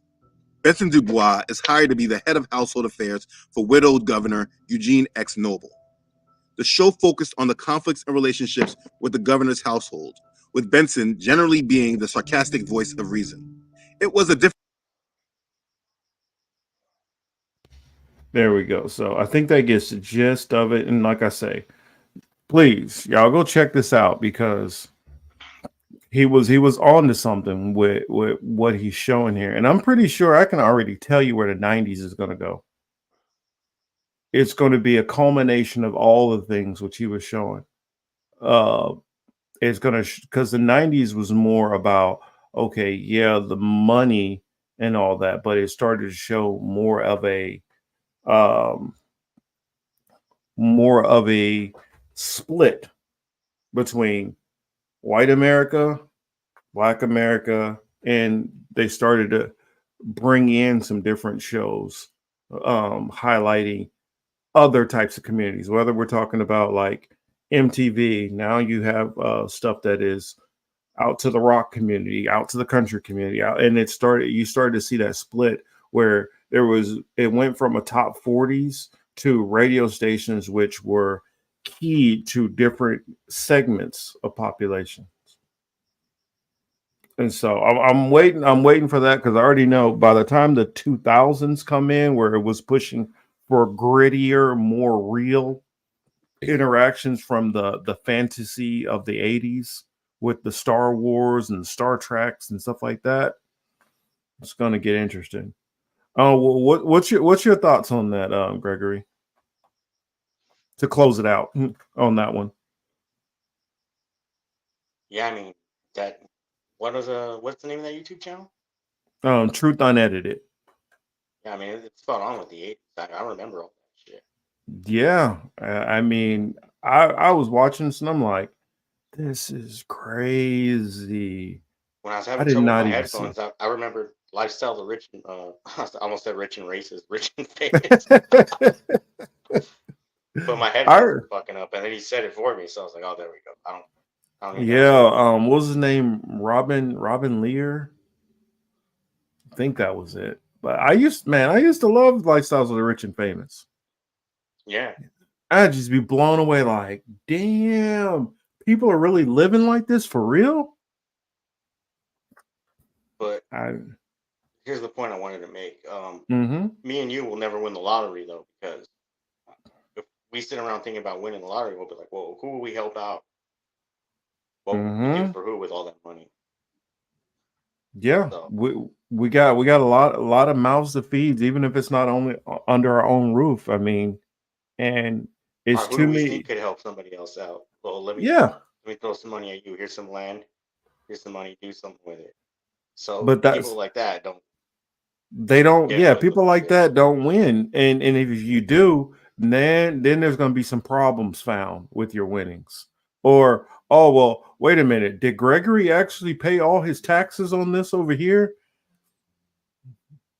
They're going to find a way to take that back because I mean, like, we can't have people like this deciding. Like, I used to get mad at like the Jay-Z's and Beyonce's, like, man, y'all not going back to take care of y'all communities. Y'all can be building it up, all the money you have. And then I realized if they did do that, that would defeat the purpose of these people feeding all this money into them. They don't want them to do that. And the moment that they did, I guarantee you, we find out that all kind of crazy shit that Jay-Z allegedly did, or all kind of shit that Beyonce did, or any of these people, once you get out of line at that level, that's when you get taken out. All right. And that I don't mean take it out necessarily as in you die, but all of a sudden your records aren't selling anymore. All of a sudden you're not getting booked on all the movie shows, the movies that you were getting booked to. Now you're just labeled as too difficult to work with. That's why I don't even get frustrated and upset with these people anymore, because they realize how the game works. The people you see at the top of these games is because they're willing to play ball. It was something else I was going to bring up. I was wondering what are the stuff you've been paying attention to, Gregory? Honestly, recently, like maybe like the last 2 days or so, I've been looking into connections with the Process Church and how that branches out to other things like Scientology. Oh shoot, yeah, that's interesting. And then Anton LaVey, they're both, I forgot the dude's name for the Process Church, we're both underneath the tutelage of Aleister Crowley, things like that. So it all comes back to. Have you looked into the Theosophy Society? Not in a minute. But yeah, I mean, I heard of it. So how it's like Nazis were big on that. So yeah, it kind of all could come back around if I dig deep in. Oh, it's doing gonna come research, back though. around. I feel like I read it out loud. It goes in one ear and out the other, and then somebody will say something. I'll be like, "Hey, that reminds me." One time I read up on. So, Well, what I was able to see in looking at that is he said that Anton LaVey said that like one of his biggest mentors he looked at was what was it Manly P. Hall. Okay. And I can see so that. Manly P. Hall, one of his biggest influences was Elena Blavatsky. Yeah. So you starting seeing it creeps back into that whole theosophy realm. Yeah, I mean, Theosophy or Crowley, and I mean, arguably you could say that those are from the same tree or school of thought. Did you know that what was it at the UN in New York that they actually had Helena, sorry, I said Elena, but that at the UN they have like some kind of ritual that they do that's put on by the Theosophy Society? No, I wasn't aware of that, but I'm not surprised by it. Yeah, it's some kind of moon cycle thing that they do. Yeah, I was like, this is a weird thing to see at the UN. A little bit, I would say. Thomas says, I see more Latino shows the past decade too. Plenty of them now. Another reason the righties scream woke. Well, yeah, but the righties don't understand that this is all part of like that mind control that we were just talking about. Now, we don't always know what they're trying, what their ultimate goal is at the time when they're doing this stuff, because right now we're in the middle of this process that they're doing. But when you look back, you can always see, and like in that one where we were talking about how he was switching the focus to being about money, and in the 70s, it was showing like, the like what was it Archie Bunker, All in the Family. It was showing how him and his wife, they're talking, they like the theme song, they're singing about the good old days, and they're thinking back to like the 50s, like romanticizing that time period like it was great for everybody. And then you have his son, who is basically like, excuse me, his son is basically like a like communist, like lefty, and they go back and forth arguing all the time, and it's basically kind of like a clash between communism versus the capitalist mindset. And as you see, it's kind of makes a mockery of them. The same thing in the B. Arthur show. I can't remember what it's called right now. But the show she had before Golden Girls. Ruby says, I saw a pic of Helena and the Rothschilds guy that died together with a bunch of satanic similar. Oh, that's not Helena Blavatsky. I know what you're talking about. That's the one who talks about spirit cooking. What's her name? That's a different Helena. I know Yanina. You know who it is. Maud Nutram. That's Maud is the other B. Arthur show. I don't know, Gregory. Do you remember Maud? No, I don't think I remember that one. I don't remember B. Arthur before the Golden. Yeah, Maud was the other show when she was like a feminist. Like, yeah, that's a Ruby. You were talking about Marina Abramovich. That's the one who's with Rothschild, which she's definitely in. He's probably within that same thinking of the spirit cooking and all that shit like that too. So I get the correlation. Oh, Yonina remembers Maud. She said I loved Maud. Maud was like she was like a she was kind of the leftist of the time and a show for people who line towards like feminism and maybe kind of more equal rights kind of person. And like her husband was kind of like this weak ass dude who he'd be like, "Oh, babe, I mean, I don't see what the big deal is," and she'd be like, "You don't get what the big deal is with this. This is why this is a problem." And so she was always like pulling his card. And I remember it pushing a lot on LGBTQ stuff even back then. But yeah, a lot of these shows now looking at it, I realize that they were putting, I don't think it was all just reacting to society. Some of it was definitely Three's Company. That was a good one coming out of well, that's the thing. The 70s, some of that was trying to make you fall in love with kind of the hippies as we transition you away from the hippie.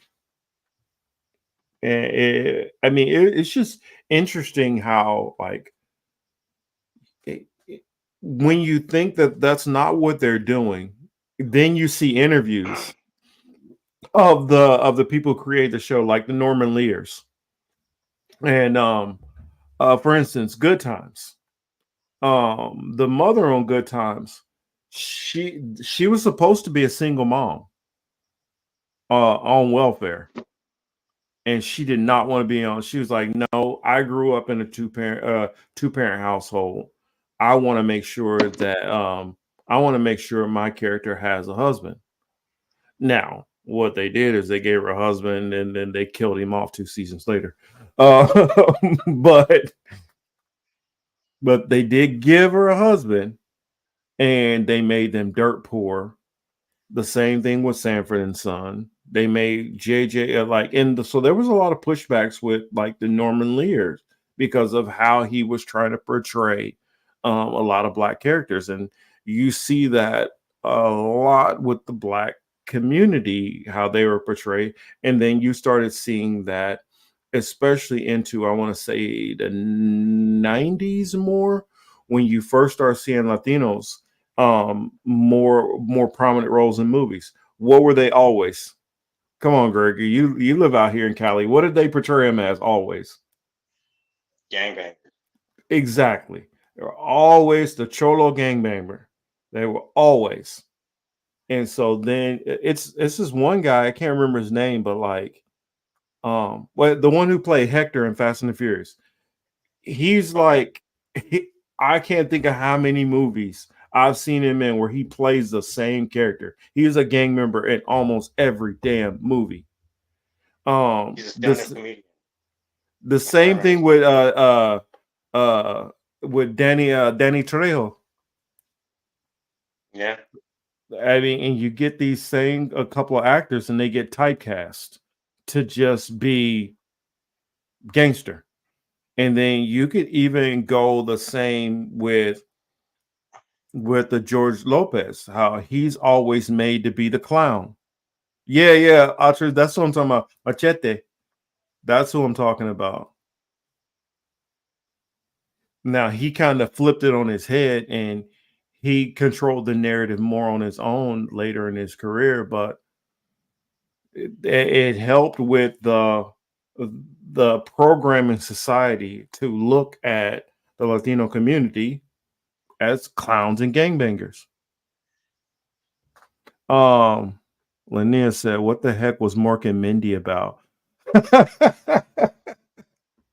You remember Mork and Mindy? Vaguely, yes. I remember Mork and Mindy vaguely. I want to say, what was he? I think he was an alien, and I think she like found him.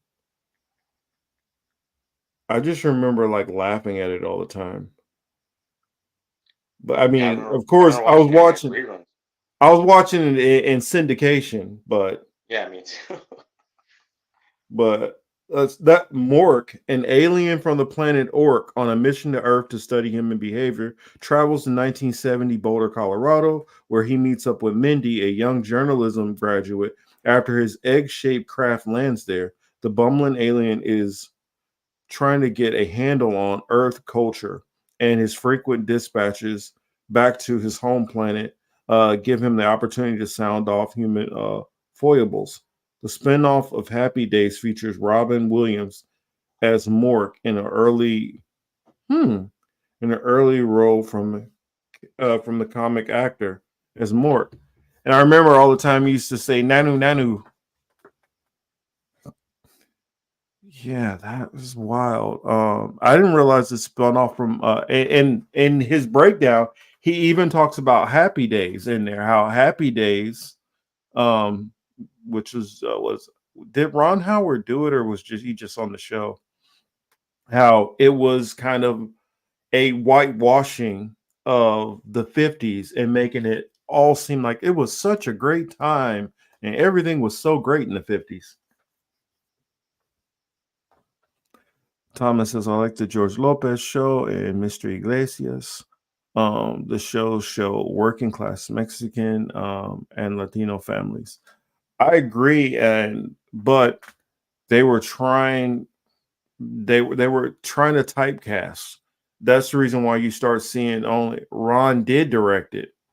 Makes sense. It makes perfect sense. And for those that don't know what I mean by it, look at that one lady, Esther Shapiro. Look at Norman Lear. Look at Ron Howard, and just see what they have in common. I'll leave it at that. Coneheads, yeah. Was about an alien that ate pussy. What? Alf? Well, cats, but pussy cat. Yeah, that's true. Fuck yeah, I remember Alf. He was the first Mexican on TV. Was an illegal alien. And it also reminds me of Blossom. Because they used to like come on like back to back. Yeah. And now she's a horrible, insidious Zionist that can't stand. Oh man. Childhood is destroyed when you look back at some of this stuff. But what was it? I remember Designing Women, the 3 women and the 1 black guy, which they loosely alluded to him being gay. Which I think that started with the whole gay women. Gay men being friends with women. I think that's what started a lot of that. Oh yeah, Punky Brewster too. Thomas said, "What the hell is Elf?" No, not Elf. Alf. Alf was an alien from the planet Melmac.